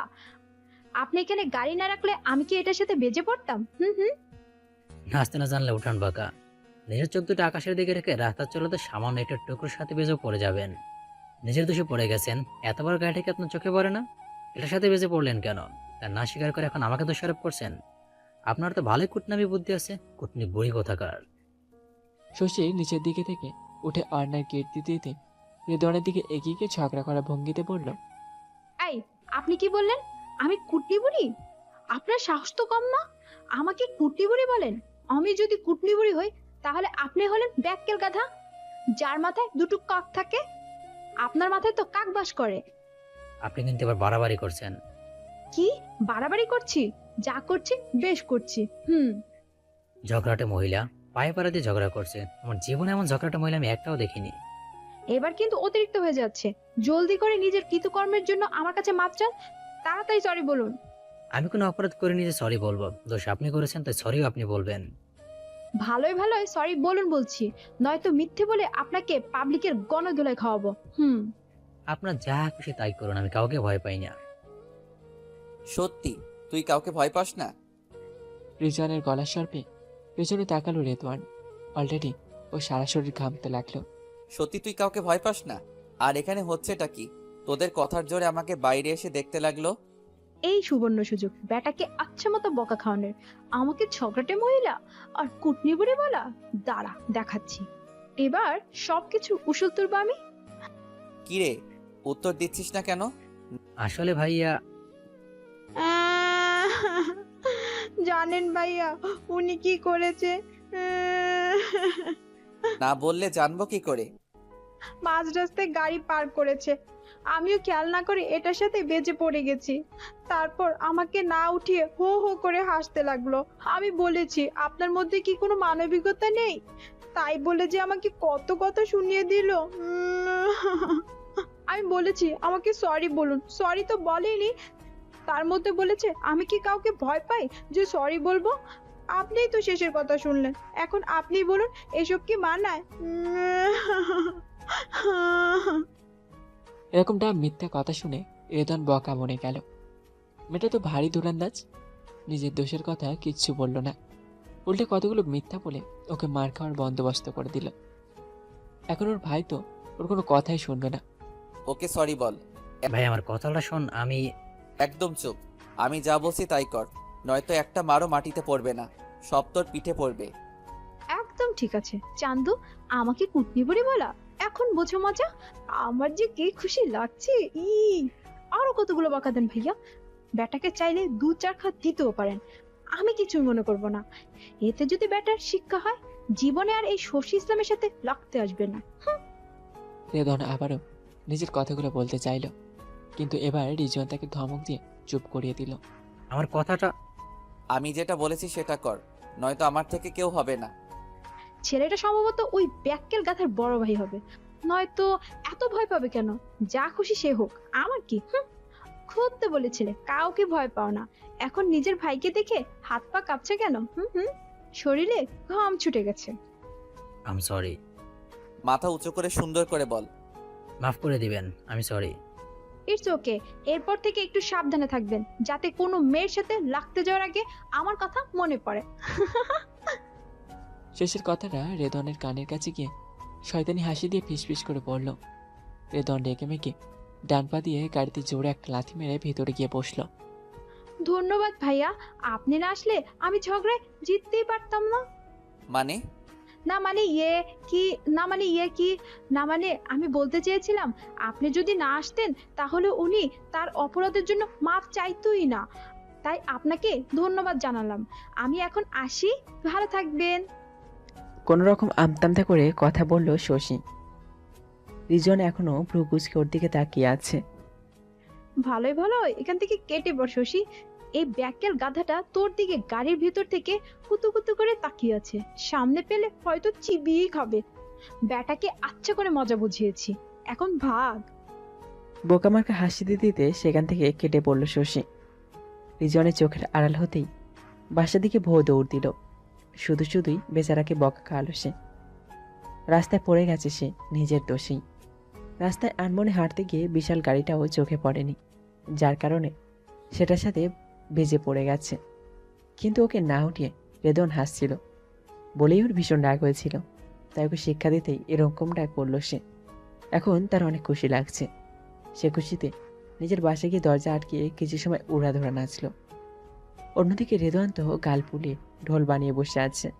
ড্রাইভ করার মাঝে মাঝে রিজনকে কিছু জিজ্ঞাসা করলে হ্যাঁ আর ছাড়াই কিছুই বলেনি। রিজনও বেশি কিছু বলেনি। ওয়াসে সে ধূপধাপ করে সিঁড়ি দিয়ে নিজের রুমে গিয়ে ঠাস করে দরজাটা আটকে দিল। রাগে ওর মাথা এখন কাজ করছে না। নিজের চুল নিজেরই ছিঁড়তে ইচ্ছে করছে। একটু শাওয়ার নিয়ে ঘুমালে যদি মাথাটা ঠান্ডা হয়, তবে ওই মেয়েকে সে এত সহজে ছাড়বে না। সন্ধ্যার আলোটুকু মিলিয়ে যাচ্ছে পশ্চিম দিকে। কিছু সময়ের মধ্যে সবকিছু অন্ধকারে ঢেকে যাবে। তার মধ্যে দিকপাশ না তাকিয়ে দৌড়াচ্ছে আরিফা। তবে সে যতটা জোরে দৌড়াতে চাইছে ততটা জোরে পারছে না। কিছুটা দূরত্বে যেতেই ওকে থেমে নিঃশ্বাস নিতে হচ্ছে। হাত পা দুটো আর চলছে না। চেয়ারে বাঁধা থাকতে থাকতে এভাবেই অবশ হয়ে গেছে। এই মধ্যে শরীরে বিন্দুমাত্র শক্তি নেই তার। তার মধ্যে যে এতটুকু চলতে পারছে তাতেই বেশি। রাত নামার আগে এই অভিশপ্ত জায়গা ছাড়তে হবে, নয়তো সারা জীবন এখানেই থাকতে হবে। আল্লাহ একটু শক্তি দাও, আমাকে হেরে গেলে চলবে না, আমাকে যে এখান থেকে পালাতে হবে। তুমি একটু রহম করো আমার উপর। এই ভয়ানক জায়গা থেকে আমি বের হতে চাই। একবার এখান থেকে বের হলে আমি নিজেকে লুকিয়ে ফেলবো, যাতে জীবন ওই সাইকোটা আমাকে খুঁজে না পায়। গাছের সাথে হেলান দিয়ে দাঁড়ালো আরিফা। জায়গাটা বেশ শুনশান। ভুতুরে জায়গা বললেও খারাপ হবে না। সব কিছু নীরব। এই নীরবতা ছিঁড়ে কোনো পাখি ডাকলেও ভয় বুকটা কেঁপে উঠবে, এরকম একটা পরিবেশ। হঠাৎ আরিফা গাড়ি চলার শব্দ পেল। মনে হচ্ছে সামনে মেন রোড আছে। আমি গাড়ি আসা যাওয়ার শোষো শব্দ শুনলাম। আর একটু কষ্ট করে আমায় এগিয়ে যেতে হবে, এখানে দাঁড়িয়ে থাকলে চলবে না। নিজে পাকে যত সম্ভব শক্ত করে সামনের দিকে এগিয়ে গেল। গাছগাছালি দূরে ফেলে কিছু দূর এগিয়ে যেতেই আরিফের মুখে খুশির ঝলকানি দিল। যা ভেবেছিল তাই। সামনে কালো পিচ, ঢালাই দেওয়া বড় পাকা রাস্তা। খানিক সময় পরপর দ্রুত বেগে গাড়ি চলে যাচ্ছে। আমাকে এখন কারো কাছ থেকে লিভ নিতে হবে, কিন্তু লিভ নেওয়ার মতো কোনো গাড়ি তো চোখে পড়ছে না। আল্লাহ, এত কাজে সহযোগিতা করেছো, এখন কাউকে মিলিয়ে দাও যে আমাকে শহরে পৌঁছে দেবে। আকাশের দিকে তাকিয়ে মুখ করে কথাগুলো বলল আরিফা। আজ আল্লাহ তার দিকে রহমতের দৃষ্টিতে তাকিয়েছে, তাই সাইকোটার মনে একটু দয়াময় হয়েছে। আরিফা সেদিন যখন নিজেকে শেষ করে দিতে চেয়েছিল, তখন ঝড়ের গতিতে সাইকোটা চোখে বাঁচিয়ে নেয়। আজকে হাত পায়ের বাঁধন খুলে বলে যত দ্রুত সম্ভব এখান থেকে পালাতে। আরিফাকে যেন নিজের চোখের সামনে না দেখে। সাইকোর এমন ব্যবহারে আরিফা প্রথমে অবাক হলেও পরে সেখান থেকে পালিয়েছে। তবে সে আজ অবধি এই সাইকোর মুখ দেখেনি। কালো মাস্ক দিয়ে পুরো মুখ লুকানো, শুধু চোখ দুটো দেখা যাচ্ছে। তেল চকচকে কালো গাড়িটা ড্রাইভ করতে করতে জোরে গলা ফাটিয়ে চিৎকার করে গান গাচ্ছে রেদওয়ান। এই মুহূর্তে কেউ ওর গান শুনে অজ্ঞান হয়ে যেতে পারে। গানের গলা যদিও খারাপ না রেদওয়ানের, তবে এত জোরে গলা ফাটিয়ে চিৎকার করে গান গাইলে সেই চিৎকার শুনে যে কেউ অজ্ঞান হতে বাধ্য। এরকম হেরে গলায় গান আরেক সময় শোনা যায় যখন রেদওয়ান গোসল করতে যায়। তখন মনের সুখে শাওয়ারের নিচে দাঁড়িয়ে জোরে জোরে চিৎকার করে গান গাইবে। এর কারণে এখন ওর মায়ের বকা খায়। কিন্তু তারপরেও অভ্যাস পাল্টায় না। গানের আওয়াজ কমিয়ে দিয়ে আশেপাশে তাকিয়ে ড্রাইভ করতে লাগলো রেদওয়ান। আজ একা একাই লং ড্রাইভে বের হয়েছিল। শহর থেকে দূরে এরকম শুনশান জায়গায় ওর একা একা ঘুরতে ভালো লাগে। ওর তো আর গার্লফ্রেন্ড নেই যে তাকে নিয়ে ঘুরবে। গুনগুন করে আশেপাশের পরিবেশ দেখতে ব্যস্ত। তখন একটা মেয়ে ওর গাড়ির সামনে এসে পড়ল। রেদওয়ান জলদি করে গাড়ি থামিয়ে ফেলল। অল্পের জন্য মেয়েটার কোনো ক্ষতি হয়নি। মেয়েটার কেউ নয়, আরিফা। গাড়ির মালিক গাড়ি থামিয়ে দিয়েছে দেখে তড়িঘড়ি করে জানালার কাছে এসে বাড়ি মারতে লাগলো। রেদওয়ান ঈষৎ বিরক্ত হয়ে জানালার কাঁচ খুলে দিল। অদ্ভুত মানুষ তো আপনি, এভাবে কেউ গাড়ির সামনে এসে পড়ে? একটু তো অ্যাক্সিডেন্ট করতেন, তখন শব্দ শত আমার, দেখে শুনে চলতে পারেন না? চোখে কপালে নিয়ে মেন রোডে হাঁটেন? আমি এক্সট্রিমলি সরি। আসলে আমি এমনটা করতে চাইনি, কিন্তু এছাড়া কোনো উপায় নেই। প্লিজ আপনি কি আমাকে একটু লিফট দিতে পারবেন? প্লিজ মানা করবেন না, আমি অনেক বিপদে পড়েছি। রেদওয়ানের রাগ উঠে গেল। কেউ কি এভাবে লিফট চায়? একটু হলে অ্যাক্সিডেন্ট করতো। তাছাড়া এরকম রাস্তায় প্রায় এরকম অজ্ঞাত ব্যক্তিরা লিফটের কথা বলে গাড়িতে ওঠে, তারপর গাড়ির মালিককে অজ্ঞান করে রাস্তায় ফেলে রেখে গাড়ি নিয়ে পালায়। তাই এসব বিশ্বাস করতে চায় না রেদওয়ান। দেখুন, আপনাকে লিফট দেওয়ার পক্ষে সম্ভব নয়। আপনি তো ধান্দাবাজ হতে পারেন, প্রথমে সাহায্যের কথা বলে পরে আমার গাড়ি নিয়ে পালাতে পারেন। আমি মোটেও সেরকম মেয়ে নই। আমি অনেক বিপদে পড়ে আপনার কাছে সাহায্য চেয়েছি। প্লিজ দয়া করুন, আমি আপনার কাছে হাত জোর করছি, আমাকে নিয়ে যান। আমি আপনার কাছে সারা জীবন চিরকৃতজ্ঞ থাকবো। আর আল্লাহর কসম, আমি কোনো ঠকবাজ নই। কসম কাটতে দেখে রেদওয়ানের একটু দয়া হলো। আর যাই হোক, কসম কেটে তো মেয়েটা মিথ্যা বলবে না। তাছাড়া মেয়েটাকে কোনো দিক দিয়ে ঠকবাজ বলে মনে হচ্ছে না। গাড়িতে উঠুন। অনেক অনেক ধন্যবাদ, আমি আপনার কাছে ঋণী থাকবো। রেদওয়ান গাড়ির দরজা খুলে দিতেই আরিফার পাশে সিটে বসল। সিট বেল্টটা আটকে জানালার সাথে মাথা এলিয়ে দিল। রেদওয়ান পানির বোতল নিয়ে আরিফার দিকে বাড়িয়ে দিল। পানি খেয়ে নিন, আপনাকে অনেক নার্ভাস লাগছে। আরিফা পানির বোতলটা নিতে অস্বীকৃতি জানালো। কে জানে যদি পানির সাথে কিছু মেলানো থাকে, আর সেটা খেয়ে যদি ওর জ্ঞান হারিয়ে যায়, তারপর যদি ওর সাথে খারাপ কিছু করে। রেদওয়ান বিষয়টা বুঝতে পেরে পড়ল। ভয় পাওয়ার কোনো কারণ নেই, এর মধ্যে কিছুই মিলাইনি। যদি মেলাতাম তাহলে আপনাকে এত কথা শুনে গাড়িতে ওঠাতাম না। যদি বিশেষ না হয় তাহলে খেতে হবে না, তবে আমি খেয়ে নিচ্ছি। রেদওয়ান এক হাতে গাড়ি চালাতে চালাতে আর এক হাতে বোতলের অর্ধেক পানি খেয়ে নিল। রেদওয়ানকে পানি খেতে দেখে আরিফা ছো মেরে ওর থেকে বোতলটা নিয়ে এক নিঃশ্বাসে পুরো বোতলের পানি শেষ করে দিল। প্রথমে রেদওয়ান ভীষণ অবাক হলেও পরে আরিফাকে খেতে দেখে মুচকি এসে গাড়ি চালাতে মনোযোগ দিল। বারান্দায় দাঁড়িয়ে রাতের আকাশ দেখছে অনামি। পুরো আকাশ ঘন কালো মেঘে ছেয়ে আছে, একদম ওর জীবনের মতো। চাঁদ তো দূরেই থাক, একটা তারাও দেখার নেই। মাঝে মাঝে বিজলি চমকাচ্ছে, সাথে ঠান্ডা বাতাস তো আছেই। পরিবেশটা খুব ভালো লাগছে।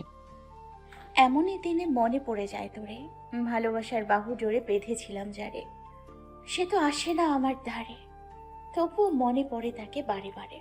নিজের সবটুকু দিয়ে তো ভালোবেসেছিলাম, তবুও কেন এই যাতনা সইলাম। ভালো থেকো প্রিয়, কারণ তুমি যে আমার ডাক নাম, আমি না হয় হয়ে হলাম তোমার বদনাম। এমনটা তুমি না করলেও পারতে, ভালোবাসা না বলে দিতে, সরে যেতাম তোমার জীবন থেকে। এই বলে এত বড় ধোঁকা। তোমার জন্য আজ আমি আমার পরিবারের কাছে খারাপ মেয়ে। তোমাকে পেয়ে যদি এই উপাধি পেতাম তাহলে কোনো আফসোস লাগতো না আমার, কিন্তু তোমাকে তো পাইনি। তাহলে এসব কেন সহ্য করবো আমি? তুমি আমাকে জীবন্ত লাশ করে দিয়েছো, তোমাকে আমি মাফ করব না। তুমি একজন ঠক প্রতারক। আমার জীবনটা নিয়ে খেলেছো তুমি, আমার ভালোবাসা নিয়ে প্রতারণা করেছো তুমি। এত সহজে তোমায় মাফ কি করে করি বলো? হাঁটু গেড়ে বসে দুই হাতে মুখ ডেকে কান্নায় ভেঙে পড়ল অনামি। ইচ্ছে করছে চিৎকার করে কাঁদতে, কিন্তু তা সম্ভব নয়। তাহলে ওর বাবা মা এসে ওকে শান্ত করার বদলে নানা কথা শুনিয়ে যাবে। হঠাৎ মাথায় কারো আলতো ছোঁয়া পড়তে মুখ তুলে তাকালো অনামি। তাকিয়ে তার বাবা রমেশউদ্দিনকে দেখে ভীষণ অবাক হলো। এক ঝলকে দাঁড়িয়ে শক্ত করে তার বাবাকে জড়িয়ে ধরে কাঁদতে লাগলো। রমেশ সাহেব চোখেও আজ পানি। ও বাবা, বাবা তোমরা আমার সাথে কথা বলো না, আমি তোমাদের এভাবে আর নিতে পারছি না। তোমরা আমাকে যেই ছেলের সাথে বিয়ে দেবে আমি সেই ছেলেকেই বিয়ে করব। কথা দিচ্ছি আমি আর আগের সেই ভুল করব না। তাও প্লিজ আমার সাথে কথা বলো। আমার খুব কষ্ট হয় তোমাদের সাথে কথা না বলে। প্লিজ আমায় মাফ করে দাও, আমি আর এমন করব না। রুমি সাহেব মেয়েকে ধরে চোখের পানি ফেলছে। তারও মেয়ের সাথে কথা না বলে থাকতে ভালো লাগে না। সবচেয়ে আদরের সন্তান অনামি, কখনো ভাবিনি এমনটা করবে। সেখানে তার মান সম্মান সব ধুলো মিশিয়ে তাকে সবার কাছে ছোট করবে। এর রাগের পাশাপাশি অভিমানটাও হয়েছিল। তবে সে যে বাবা, সে কি পারে মেয়ের এই অবস্থা মেনে নিতে? প্রায় রাতে এসে ঘুমতো মেয়েকে এক নজর দেখে যায়। আজও দেখতে এসেছিল, কিন্তু মেয়েকে এভাবে কাঁদতে দেখে নিজেকে সামলাতে পারেনি। অনামি তার বাবাকে ধরে ছোট বাচ্চার মতো হাউমাউ করে কাঁদছে। সেই শব্দ পাশের রুম থেকে তার মা সহেলা ভানু চলে এলো। বলি, রাতে কি একটু ঘুমাতে দিবি না রে অনামি? এখন কাঁদছিস কেন? যখন আমাদের মুখে চুনকালি মেখে আমাদের কাঁদিয়েছিলে তখন মনে ছিল না এসব? এখন এত কান্না কোত্থেকে আসে? রুমে ঢুকতে ঢুকতে কথাগুলো বলল সহেলা ভানু, কিন্তু রুমে ঢুকে অবাক হয়ে গেল বাপ বেটিকে এভাবে দেখে। সে চুপ হয়ে গেল। অবশেষে সব মান অভিমান রাগের অবসান ঘটল। তার বাবা মা আজ তাকে মাফ করে দিয়েছে। তখন বাবার সাথে মাকেও জড়িয়ে ধরে অনেক কান্না করছে অনামি। মায়ের মন তো এমনি নরম, সন্তান তাকে ধরে জড়িয়ে কাঁদলে কোনো মাতা সন্তানের মাপ না করে পারে না। তারা দুজন অনামির মাথায় হাত বুলিয়ে দিয়ে কপালে চুমুকে ঘুমাতে চলে গেছে। অনামির চোখ দিয়ে এখনো পানি পড়ছে, তবে সেটা আনন্দের। এখন শুধু ভাইয়ের মন গলাতে হবে, যদিও কাজটা সহজ নয়, তবুও চেষ্টা করতে ক্ষতি কি। হঠাৎ করে মুখে তরল জাতীয় কিছু মুখে পড়তেই অনামি মুখ ধরে চিৎকার করে উঠল। সারা মুখ জ্বলে পড়ে যাচ্ছে। সন্ধ্যা হওয়ার আশেপাশে মানুষও নেই, যার ফলে ওর চিৎকারে এগিয়ে আসার মতো কেউ নেই। বিকালে টিউশনিটা শেষ করে বাড়ি ফিরছিল অনামি। নির্জন রাস্তায় উঠতেই একটা বাইক ওকে ক্রস করে যাওয়ার সময় মুখে অ্যাসিড ছুঁড়ে মারল। অনামি যন্ত্রণায় মাটিতে লুটিয়ে পড়েছে। মাকে বাবাকেও বলে গলা কাটা মুরগি যেমন ছটপট করে তেমন করে অনামি ছটপট করছে। দূর থেকে বাইকে থাকা ছেলেটি তাদেরকে পৈশাচিক হাসি দিল। মুখে তরল জাতীয় কিছু পড়তেই ধরপড় করে উঠে বসলো অনামি। দ্রুত মুখে হাত দিয়ে দেখলো ঠিক আছে কিনা। পুরো মুখ অক্ষত পেয়ে হাঁপ ছাড়ল সে। তরল পদার্থগুলো হাতে নিয়ে দেখলো সেগুলো পানি, কিন্তু পানি আসবে কোথা থেকে? তবে এটা ভেবে খুশি যে এতক্ষণ সে স্বপ্ন দেখছিল। মোবাইলটা হাতে নিয়ে সময় দেখলো 5:10। দূরের মসজিদ থেকে ফজরের আজান ভেসে আসছে। মায়ের কাছে শুনেছে ভোরের স্বপ্ন নাকি সত্যি হয়। এটা যদি সত্যি হয় তাহলে? কথাটা ভাবতেই বুকটা দুঃখ করে উঠল তার, সাথে একরাশ ভয় এসে ঝেঁকে ধরল। মোবাইলটা বালিশের পাশে ছুঁড়ে ফেলে সামনে তাকালো। তার মা শায়লা ভানু ছোট মগ হাতে রাগি চোখে তাকিয়ে আছে। পানির উৎস সে পেয়ে গেল। শায়লা ভানু কিছুটা রাগ মিশ্রিত কণ্ঠে পড়ল, কখন থেকে ডাকছি, তার কি হুঁশ আছে তোর? ঘুমের মধ্যে মা গো বাবা গো বলে চিল্লাচ্ছিস। এদিকে ফজরের নামাজের ওয়াক্ত যেতে চললো, তার খবর নেই। উঠে নামাজ আদায় করে নে। আচ্ছা তুমি যাও, আমি উঠছি। শায়লা ভানু কিছুটা দূরে গিয়ে আবার ফিরে এসে বললেন, হ্যাঁ রে অনামি, খারাপ স্বপ্ন দেখেছিস? হ্যাঁ মা, অনেক খারাপ স্বপ্ন। লবণ পানি এনে দেবো? না, তার দরকার নেই, তুমি গিয়ে নামাজ পড়ে নাও। কি স্বপ্ন আমাকে বল। তেমন কিছু না। আমাকে বলবি তো কেমন কিছু? তুমি জানো না স্বপ্ন ভালো হোক কিংবা খারাপ হোক তা কাউকে বলতে নেই। মাকে বলতে কি সমস্যা? কোনো সমস্যা নেই মা, যাও গিয়ে নামাজ পড়ো। পরে নামাজ কাজা হয়ে গেলে আমাকে বকতে পারবে না। বাহ, মেয়ে আমার অনেক বড় হয়ে গেছে, মায়ের থেকে কথাও লুকায়। এবার তোকে ভালো দেখে একটা পাত্রের কাছে দ্বারস্থ করতে পারলে আমরা নিশ্চিন্ত হব। একবার তো আমাদের মান সম্মান খেয়েছিস, এবার আর খাস নে। তাহলে এই বুড়ো বুড়ির আত্মহত্যা ছাড়া আর কোনো পথ নেই। কথাগুলো একদমই বলেই আঁচলে মুখ গুছিয়ে কাঁদতে কাঁদতে চলে গেলেন শায়লা ভানু। অনামিতার মায়ের যাওয়ার পানে ফ্যাল ফ্যাল করে তাকিয়ে রইল। গত কয়েকদিন ধরে সে খুব বাজে বাজে স্বপ্ন দেখছে। তাছাড়া সারাদিনও সাইকোর নজরদারিতে থাকে। অনামির এখন নিজেকে মনে হয় কলের পুতুল, যার ইচ্ছে হচ্ছে সেই ওকে চাবি ঘুরিয়ে চালাচ্ছে। ওর নিজস্ব কোনো স্বাধীনতা নেই। সাইকোটার অত্যাচার দিনকে দিন বেড়েই চলেছে। এই তো সেদিন এসে ওকে কত ধমকি ধামকি দিয়ে গেল, ইদানিং ভয়ও দেখাচ্ছে। যার কারণে অনামি নিজেকে সব কিছু থেকে গুটিয়ে নিচ্ছে। মনে যাতে সে আল্লাহর কাছে একটা জিনিসই চায়, তা হলো কেউ যেন এই সাইকোর নজরে তালা ভেঙে ওকে তার কাছ থেকে নিয়ে যায়। আদৌ এই মোনাজাত কবুল হবে কিনা তা সে জানে না, তবে মনে পারে বিশ্বাস করে এই দোয়া কবুল হবে, কারণ আল্লাহর কাছে আমরা মন থেকে যা চাই তা আমাদের জন্য অমঙ্গলের না হলেও দেরিতে হলেও আল্লাহ তা দেবেই। শেখ বাড়ি। ভোরের আলো ফোটার সাথে সাথে পাখিদের কিচিরমিচির শব্দে মুখরিত হয়ে যায় শেখ ফ্ল্যাটটা। রেদন অনেকগুলো লাভ বার্ড কিনে এনেছে, রেখেছেও নিজের বারান্দায়, যাতে ভোরের আলো পড়তেই সেগুলো গান শুকিয়ে সবার মন ফ্রেশ করে দিতে পারে। রিজওয়ানের অফিস আজ বন্ধ, সেই সুবাদে আজ বাসায়। তুলি শেখ তার অকর্মা ছোট ছেলে রেদনকে বেশ কয়েকবার ডেকে গেছেন, কিন্তু বরাবরের মতো ফলাফল শূন্য। একে ওঠানো তার সাধ্যের বাইরে। হঠাৎ করে কানে টান পড়তেই ঈষৎ বিরক্ত হলো রেদওয়ান। তার মা ভেবে ঘুমের করে বলল, আম্মু প্লিজ আর জ্বালাতন করো না তো, একটু শান্তিতে ঘুমাতে দাও। তারপরেও অপর প্রান্তে থাকা মানুষটা কান ছাড়ল না। এতে রেদওয়ান প্রচুর বিরক্ত হয়ে তার হাতে মৃদু থাপ্পড় দিল। গতকালে নেশার ঘোর তার এখনও কাটেনি। বন্ধুদের পাল্লায় পরে কয়েক বোতল একাই সবার করেছে, যার দরুন মাথা এখনও ঝিমঝিম করছে। সেই ঝিমঝিমানিতে আরেকটা ভুল করে বসল। কান টেনে ধরে রাখার ব্যক্তির হাতে থাপ্পড় বসিয়ে দিল। থাপ্পড়ে সে কান ছেড়ে দিল, কিন্তু মিনিটের মধ্যে একটা চড়ে শব্দ পুরো রুম প্রতিধ্বনিত হলো। রেদন বোকার মতো দ্রুত উঠে গালে হাত দিয়ে সামনে তাকালো। তাকে দেখে তার জম মানে বড় ভাই রিজওয়ান দাঁড়িয়ে আছে। গালে হাত রেখেই আমতামতা করে বলল। রিজওয়ান দাঁতে দাঁত চেপে বলল, তোর সাহস হয় কি করে আমার হাতে থাপ্পড় মারার? ভাই আমি তো ঘুরে ঘুরে মেরেছি, ইচ্ছে করে মারিনি। তোকে মারার মাথা কলেজে আমার আছে, তুই বল।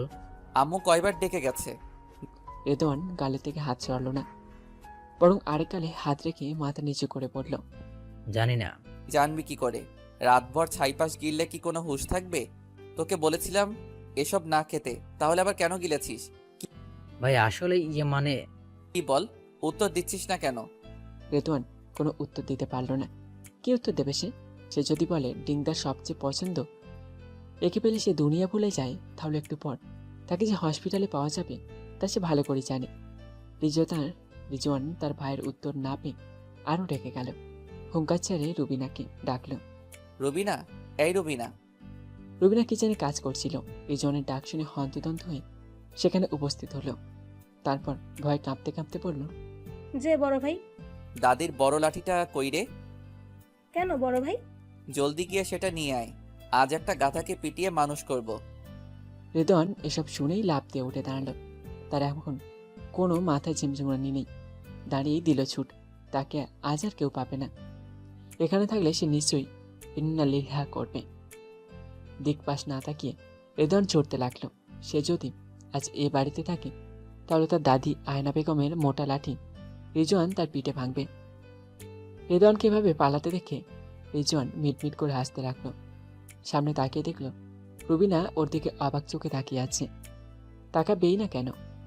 সেই কবে থেকে এই শেখ বাড়িতে কাজ করে সে। শেষ কবে যে রিজওয়ানকে ভালো করে হাসতে দেখেছে তাই ওর মনে নেই। রুবিনাকে এভাবে তাকিয়ে থাকতে দেখে রিজওয়ান হাসি লুকিয়ে মুখে সিরিয়াসনেস ভাব নিয়ে আসলো। তারপর গম্ভীর কণ্ঠে রুবিনাকে বলল, যা গিয়ে নিজের কাজ কর, হা করে আমাকে দেখতে হবে না। রুবিনা মাথা নাড়িয়ে সায় দিল। রিজওয়ান গটগট করে পায়ের রুম থেকে বাইরে বেরিয়ে গেল। তা দেখে রুবিনা আপন মনে বিড়বিড় করে পড়ল, এই পোলার যে কখন কি হয় তা বোঝার সামর্থ্য আমার নাই। এই একটু আগে হাসতেছিল, এখন আবার মুখটা প্যাসের মতো কইরা ফেলাইছিল। বুঝি না বাবা এদের মতিগতি। কার মতিগতি বুঝিস না রুবিনা? রিজওয়ানের কণ্ঠ পেয়ে কেঁপে উঠল রুবিনা। ভয়ার্ত মুখে তাকিয়ে দেখে রিজওয়ান দরজায় ঠেস দিয়ে দাঁড়িয়ে আছে। রুবিনা আমতামতা করে পড়ল, করো না বড় ভাই, এই তো নিজের কপাল রে কইতেছি। আর কারে কমু, আমি জায়গা, আমার মেলা কাম আছে। রুবিনার কথাগুলো বলতে দেরি, কিন্তু সেখান থেকে পালাতে দেরি নয়। কিচেনে গিয়ে হাঁপ ছাড়ল সে। অনেক কষ্ট করে বাঘের মুখ থেকে ফিরে গেছে সে, আর একটু হলেই বাঘের মুখে পড়ত। অন্যদিকে রেদওয়ান তড়িঘড়ি করে গেট দিয়ে পালাতে গিয়ে খেলেও একজনের সাথে ধাক্কাকে দুজনেই ঠাস করে পড়ে গেল। চোখ বন্ধ করে যে দৌড় রেদওয়ান মেরেছে তাতে ধাক্কা খাওয়ারই কথা। অপরজন জোরে চেঁচিয়ে বলে উঠল, সারের মতো দৌড় দিলে কি হয়? আগে পিছেও তো দেখতে হয় কেউ আছে কিনা। চোখ কি পকেটে নিয়ে ঘুরেন নাকি? রেদওয়ান তার কথায় কর্ণপাত করল না। নিচ থেকে উঠে দাঁড়িয়ে শরীরে তুলা চাটতে ব্যস্ত হয়ে পড়ল। এতে শশীর বেশ রাগ হলো। একে তো ভনভন করে দৌড়ে সে ধাক্কা খেলো, এখন আবার কথা বলছে না। রেদওয়ানের মুখের সামনে তুড়ি বাজিয়ে বলল, এই যে মিস্টার, আমি আপনাকে বলছি, কান দিয়ে কথা ঢুকে না নাকি? হ্যাঁ, এক কান দিয়ে ঢুকে আরেক কান দিয়ে বের হয়ে যাচ্ছে। আল্লাহ দুইটা কান দিয়েছে কেন? এক কান দিয়ে শুনতে আর এক কান দিয়ে সব বের করে দিতে দিয়েছে। জি না, দুটো কান দিয়ে শুনে মাথার ব্রেনের মধ্যে সব জমা রাখতে দিয়েছে। আমার জামা কাপড়ের কি অবস্থা করে দিল, যত সব ফালতু লোক, দেখে শুনে চলতে পারে না। আমার নতুন ড্রেসটা কি অবস্থা হয়ে গেছে, আজই প্রথম বললাম। শশী ভ্যাভা করে কান্না জুড়ে দিল। রেদওয়ান এতক্ষণ উভয় হাঁটুর ময়লা ছাড়ছিল, হাফ প্যান্ট পরার কারণে তার এই অবস্থা। মেয়েটার কণ্ঠ তার চেনা চেনা মনে হচ্ছে। প্রথমে বিষয়টা পাত্তা না দিলেও এখন তার কাছে কিরকম জানি লাগছে। ফট করে মাথা ওঠা দিয়ে দেখতে পেল সেদিনে সেই ঝোঁকরুটে মেয়েটা, যার কারণে রিজওয়ানের কাছে আচ্ছা করে বকা খেয়েছিল। কোনো দোষ না করেও ওকে সরি বলতে হয়েছিল। রেদওয়ানের কোনো উত্তর না পেয়ে শশী ওড়না ঠিক করতে করতে সামনে তাকালো। দুজনের চোখে চোখ পড়তেই একসাথে চিৎকার করে উঠল, আপনি? আপনি? রেদওয়ান চোখ দুটো হাতির মতো ছোট ছোট করে শশীর দিকে তাকালো, ভ্রু নাচিয়ে বলল, সেদিন তো বেশ আমার বড় ভাইয়ের কাছে বিচার দিয়ে আমাকে সরি বলানো হয়েছিল। আজ কোথায় যাবেন মিস? কোনো অপরাধ না করেও আমি সরি বলেছি, ভাইয়ের কাছে ধমকও খাওয়ালেন। আজ আপনাকে আমার থেকে কে বাঁচাবে? আমার এলাকায় আমার বাসার সামনে দাঁড়িয়ে আছেন। এখন যদি আপনাকে মেরে গুমও করে দেয় তাহলে কেউ টের পাবে না। রেদওয়ান দাঁত বের করে শয়তানি হাসি দিয়ে শশী দিকে এগোতে লাগলো। তা দেখে শশী ভালোই ঘাবড়ে গেল। আশেপাশে তাকিয়ে দেখলো কোনো মানুষ নেই। জোরে জোরে চেঁচালো, খুব একটা সুবিধা করতে পারবে না। সত্যি যদি ওকে মেরে দেয়? শশী পেছনে পেছোতে পেছোতে আমতামতা করে বলল, দেখুন, ভালো হবে না কিন্তু। আমি কিন্তু জোরে চিল্লাবো। চেঁচান, যত খুশি চেঁচান, আমি কি ভয় পেলাম নাকি? আপনি এমন করে এগোচ্ছেন কেন? প্লিজ, আমি মানছি ওই দিন একটু বেশি বাড়াবাড়ি হয়ে গিয়েছিল, তাই বলে আপনি এমনটা করতে পারেন না। শশীর ভয়ার্ত মুখ দেখে রেদওয়ান বেশ মজা পেল। মেয়েটা উপরে যতই ফটং ফটং করুক না কেন, ভেতরে বেশ ভীতু, অনেকটা রেদওয়ানের মতোই। শশী পেছাতে পেছাতে গেটের সাথে আটকা পড়ে গেল। পেছনে যাওয়ার আর কোনো রাস্তা নেই, সব বন্ধ হয়ে গেছে। রেদওয়ান ভিলেন টাইপের হাসি মুখে রেখেই শশীর একদম সামনে ঝুঁকে গেল। এক হাতে দেয়াল রেখে শশীকে তার কাছে বন্দি করে ফেলল। রেদওয়ান মোটেও এত সাহসী নয়, শশীর ভয়ে ওকে সাহস জুগিয়ে দিচ্ছে। শশী চোখ বন্ধ করে কাঁপছে। একে তো তার এতটা সামনে একটা ছেলে, তার মধ্যে ওকে শাস্তা করবে। ভয় ও অস্বস্তি ও চোখ পাবড়িগুলো কেঁপে কেঁপে উঠছে। এটা দেখে রেদওয়ানের একটা ঘোরের মধ্যে চলে গেল। শশী ফট করে ওর এক চোখ খুলে দেখল রেদওয়ান নেশাক্ত দৃষ্টিতে ওর দিকে তাকিয়ে আছে। তা দেখে ওর অস্বস্তি আরও বেড়ে গেল, কিন্তু মাথায় আরেকটা শয়তানি বুদ্ধিও খেলে গেল। পিছনের দিকে তাকিয়ে জোরে চেঁচিয়ে বলল, আরে পিছনে দেখেন, আপনার বড় ভাই আসছে। বড় ভাই শব্দটা শুনেই রেদওয়ান দ্রুত শশীর কাছ থেকে সরে ভয় পেয়ে এদিক সেদিক তাকিয়ে জিজ্ঞাসা করলো, কোথায় ভাইয়া, কোথায়? এতক্ষণ শশী ছাড়া পেয়ে পিছনের দিকে দিয়েছে দৌড়।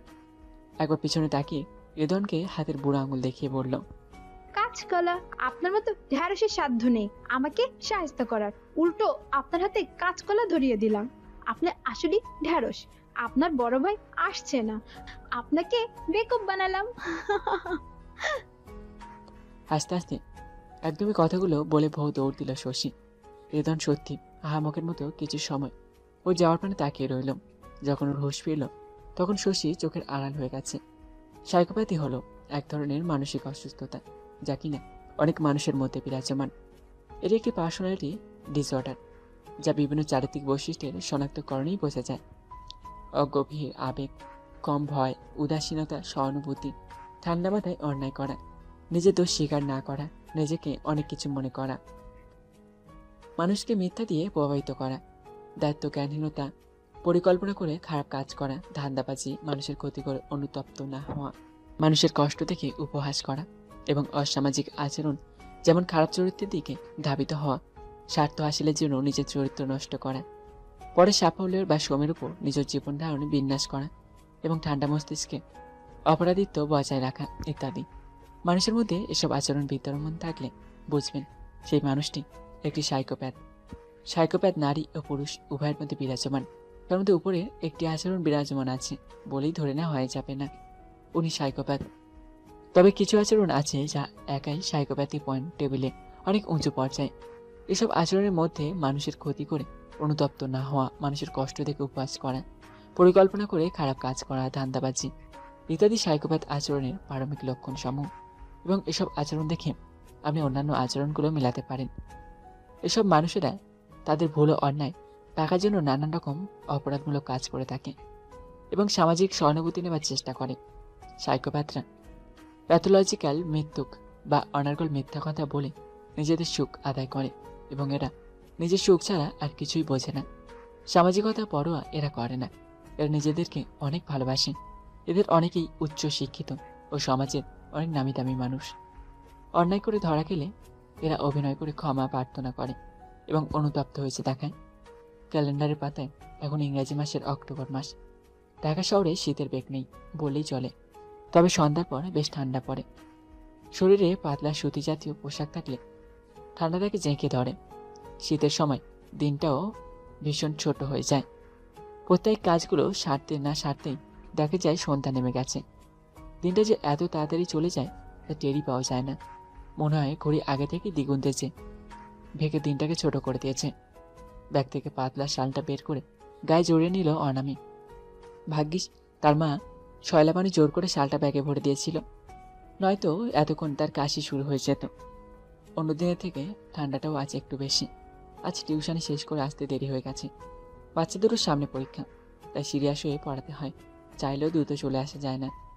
মাগরিবের নামাজটা কাজা হয়ে যাবে বলে সে বাসা থেকে পড়ে এসেছে।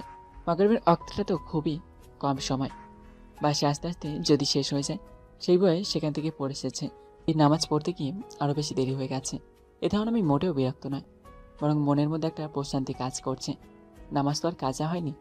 মোবাইলে ফ্ল্যাশ জ্বালিয়ে দ্রুত পায়ে চলতে লাগলো অনামি। নির্জন রাস্তায় ঢুকতেই ওর সকালে স্বপ্নের কথা মনে পড়ে গেল। ভয়ে শরীর আরও ঠান্ডা হয় চোখার। তাছাড়া ওর মনে হচ্ছে কেউ ওকে ফলো করছে। অনামি যত দ্রুত পথ চলতে চাইছে ততই মনে হচ্ছে পথ চলা শেষ হচ্ছে না। হঠাৎ বাইকের আওয়াজ পেতেই অনামির বুক কেঁপে উঠল। এক নাগার বিরোধীহীনভাবে হৃৎপিণ্ডটা লাফাতে শুরু করলো। ঠান্ডায় অনামি ঘামতে শুরু করলো। আল্লাহ প্লিজ আমায় ক্ষমা করো।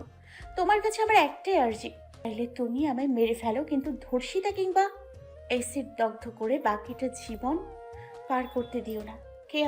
কিছু সময় পর অনামির মনে হলো ব্যাগটা মেন রোড ক্রস করে চলে গেছে।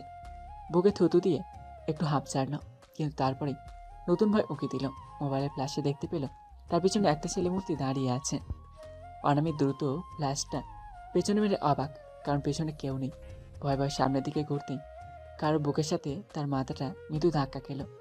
চটজলদি তার মুখে মোবাইলের ফ্ল্যাশ মারতেই সে হাত দিয়ে চোখ আড়াল করে ফেলল। অনামি ভয় ভয় জিজ্ঞাসা করলো, কে আপনি? মেয়েটার কণ্ঠ, একটা মেয়ের কণ্ঠ পেয়ে রিজওয়ান এবার চোখের থেকে হাত সরালো। মুগ্ধ দৃষ্টিতে অনামির দিকে তাকালো, তবে অনামি তাকে দেখে ভয় পেছোতে লাগলো। অনামিকে এরকমভাবে দেখে রিজওয়ান আশ্বাস দিয়ে বলল, প্লিজ ভয় পাবেন না, আমি আপনার কোনো ক্ষতি করব না। আমাকে বিশ্বাস করতে পারেন, ট্রাস্ট মি, আমি আপনার কোনো ক্ষতি করব না। আপনি ক্ষতি করবেন না তার কি গ্যারান্টি আছে? আর আপনি আমাকে পেছন থেকে ফলো করছেন কেন? রিজওয়ান বোকা বনে গেল। বিকেল থেকে মনটা ভালো লাগছে না বলে আজানের পর একাই হাঁটতে বের হয়েছিল সে। হাঁটতে হাঁটতে যে এতটা দূরে এসে পড়বে তা ভাবতেও পারেনি। অন্ধকারে দাঁড়িয়ে নিজের জীবনের পাওয়া না পাওয়া হিসেব করছিল। তখনই অনামি এসে ওর বুকের সাথে বাড়ি খায়। ওকে মাত্র এখানে দেখলো, সেখানে নাকি ওকে ফলো করছে। রিজওয়ান যথাসম্ভব মাথা ঠান্ডা রেখে বলল, আপনার কোথাও ভুল হচ্ছে। আমি আপনাকে মাত্র এখানে দেখলাম। আপনাকে আমি ফলো করব কি করে? আপনাকে আমি চিনিও না, এমনকি আগে কখনো দেখিও নি। আপনি এসব কি বলছেন? অনামি বিস্মিত চোখে রিজওয়ানের মুখের দিকে ফ্ল্যাশ ধরল। ছেলেটার চোখ দুটো দেখে মনে হচ্ছে সে মিথ্যা বলছে না, কারণ চোখ কিন্তু সত্য, মিথ্যে জানান দেয়। তাছাড়া ওই সাইকোর সাথে এই ছেলের চোখ, কপাল, ভ্রু কিছুই মেলে না, নয়তো বলা যেত এরা সেই সাইকো। অনামিকে চুপ থাকতে দেখে রিজওয়ান গলা খাঁকড়ি দিয়ে বলল, আপনি সম্ভবত অনেক ভয় পেয়েছেন। আপনি যদি কিছু মনে না করেন তাহলে আমি আপনাকে বাসা অবধি পৌঁছে দেই। বিশ্বাস করতে পারেন, আপনার সাথে কোনো বাজে কিছু হবে না। অনামি মাথা নিয়ে সায় দিল। কেন জানি ছেলেটাকে বিশ্বাস করতে খুব ইচ্ছে হচ্ছে। যদিও একবার বিশ্বাস করে সে ঠকেছে, তবুও রিজওয়ানও অনামি পাশাপাশি হাঁটতে লাগলো। এই সব কিছু পেছনের দেয়ালে আড়াল থেকে দেখে কেউ একজন সজোরে দেয়ালে ঘষে বসে দিল। রাগে তার সারা শরীর ফেটে যাচ্ছে। ঘষে দেওয়ার ফলে তার হাতের চামড়া ছিলে রক্ত বেরোচ্ছে। তাতেও জানি তার গায়ে ব্যথা লাগছে না, বরং মনের ভেতর রাগগুলো ক্ষোভ আকারে জমা হচ্ছে। তোর সাহস দেখে অবাক হচ্ছি। আমার বেবি ডলকে কিডন্যাপ করতে চেয়েছিস, এখন তোর অবস্থা কি হবে তা তুই কল্পনাও করতে পারবি না। কথাগুলো একদমই বলে হাতের মধ্যে থাকা টেস্টটা নিয়ে খুব শান্তর মনে তা ঘোরাতে আরম্ভ করলো ছেলেটি। তার সামনে হাঁটু বেড়ে বসে ভয়ে কাঁপছে আরেকটি ছেলে, নাম তার রুবেল। হাত পা দড়ি দিয়ে বাঁধা তার। রুবেল ছোটখাটো কিডন্যাপার। গত কয়েকদিন ধরে অনামিকে ফলো করছে সে। ইচ্ছে ছিল অনামিকে কিডন্যাপ করে ওর পরিবার থেকে বড়সড় অ্যামাউন্ট হাতাবে। পুরো প্ল্যান করেই গত রাতে মাঠে নেমেছিল, কিন্তু সেখানে রিজওয়ান এসে পড়ায় তার সব প্ল্যানে জল পড়ে যায়। তাই দেয়ালে আড়ালে দাঁড়িয়ে রাগে ক্ষোভে ঘুষি মেরে নিজের হাতটাকে রক্তাক্ত করে। কিন্তু রাত 12টার দিকে রুবেল বাসায় ফেরার সময় নিজেই কিডন্যাপ হয়ে যায়। পিছন থেকে কেউ পাথর জাতীয় কিছু দ্বারা আঘাত করতেই সে জ্ঞান হারায়। যখন জ্ঞান ফিরে আসে তখন নিজেকে বাঁধা অবস্থায় এখানে পায়। তার সামনে থাকা লোকটাকে দেখে তার ভীষণ ভয় করছে। কিরকম অ্যাবনর্মাল বিহেভ, কিছুক্ষণ সুস্থ মানুষ আবার কিছুক্ষণ সাইকো। ভয়ের মধ্যেও কিছুটা সাহস জোগাড় করে সাইকোকে বলে উঠল, আমাকে ছেড়ে দিন প্লিজ, আমি কখনো কিডন্যাপ করব না, আমি এই পেশা ছেড়ে দিব। রুবেলের কথা শুনে ছেলেটি অট্ট হাসিতে ফেটে পড়ল। ওর হাসির ঝংকার প্রতিটা দেয়ালে বাড়ি খেয়ে রুবেলের কানে এসে লাগছে। তাতে রুবেলে বেশ কয়েক শুকনো ঢোক গিলল। হঠাৎ ছেলেটি হাসি থামিয়ে ওর সামনে এসে ফ্লোরে হাঁটু মুড়ে বসে পড়ল। মুখ দিয়ে চুপচুপ শব্দ করে বলল, ছেড়ে দিবি এই পেশা? ভালো, খুব ভালো, কিন্তু সেই সুযোগটা পেলে তো ছাড়বি। মানে? তুই যে চোখ দিয়ে আমার বেবি ডলের দিকে তাকিয়েছিস, সেই চোখ আমি নষ্ট করে দিব। তারপর যদি তুই আমার হাত থেকে বেঁচে ফিরতে পারিস তাহলে তো তোর গুড লাক, আর যদি না পারিস তাহলে ব্যাড লাক। আমি বেশি কিছু করব না, এই টেস্টারের চোখা মাথাটা তোর 2 চোখে ঢুকিয়ে দিব, আর তুই সারা জীবনের জন্য তোর চোখ কপালে হারাবি। রুবেল আটকে উঠল। ছেলেটির মুখে মুখোশ দ্বারা আবৃত, চোখ, নাক কিংবা ঠোঁটের সামান্য অংশ দেখা যাচ্ছে না। তবে এ কোনো সুস্থ মস্তিষ্কের মানুষ নয়, তা রুবেল চোখ বন্ধ করে বলতে পারে। রুবেল আশেপাশে তাকিয়ে বাঁচার মতো কিছু খুঁজতে আরম্ভ করলো। ততক্ষণে ছেলেটি টেস্টার নিয়ে ও চোখের সামনে নিয়ে এসেছে। হুট করে রুবেল মাথা দিয়ে ছেলেটির মাথায় জোরে আঘাত করলো। ছেলেটি সে নিচে পড়ে গেল।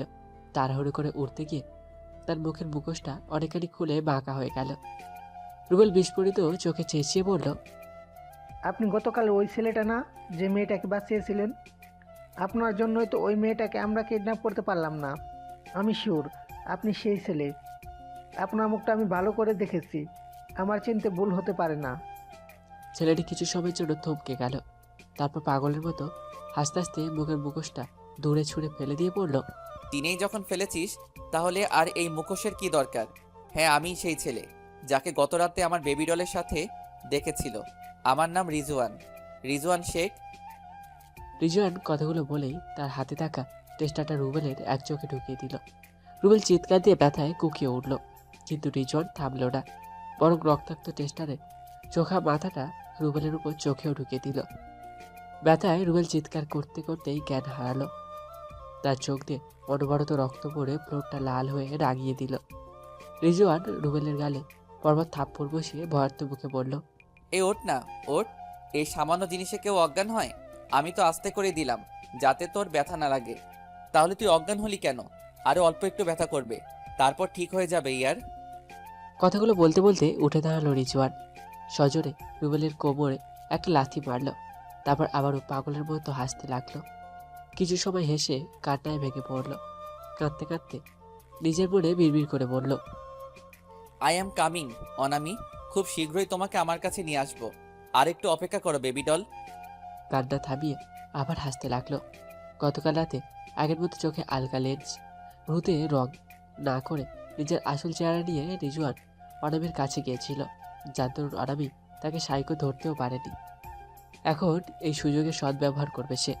গতকাল সূক্ষ্ম মাথায় কীভাবে মিথ্যে কথাগুলো বলে অনামির মন জয় করে নিয়েছিল, সেগুলো ভেবে আরেকবার হাসিতে ফেটে পড়ল সে। সাইকোপ্যাথের মধ্যে বিরাজমান চারিত্রিক বৈশিষ্ট্য সমূহ বিশ্লেষণ করে doctor Robert D Harry psychopath checklist revise তৈরি করেন। সাইকোপ্যাথের চারিত্রিক 20 লক্ষণ পিসিএল আর এ বর্ণিত হয়েছে।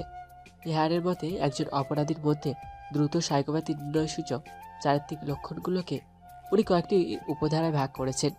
উপধারা 1, আত্মকেন্দ্রিক যে যে শ্রেয় সত্তা ছাড়া আর কারো কথা চিন্তা করে না, সবসময় নিজেকে নিয়ে ব্যস্ত থাকে।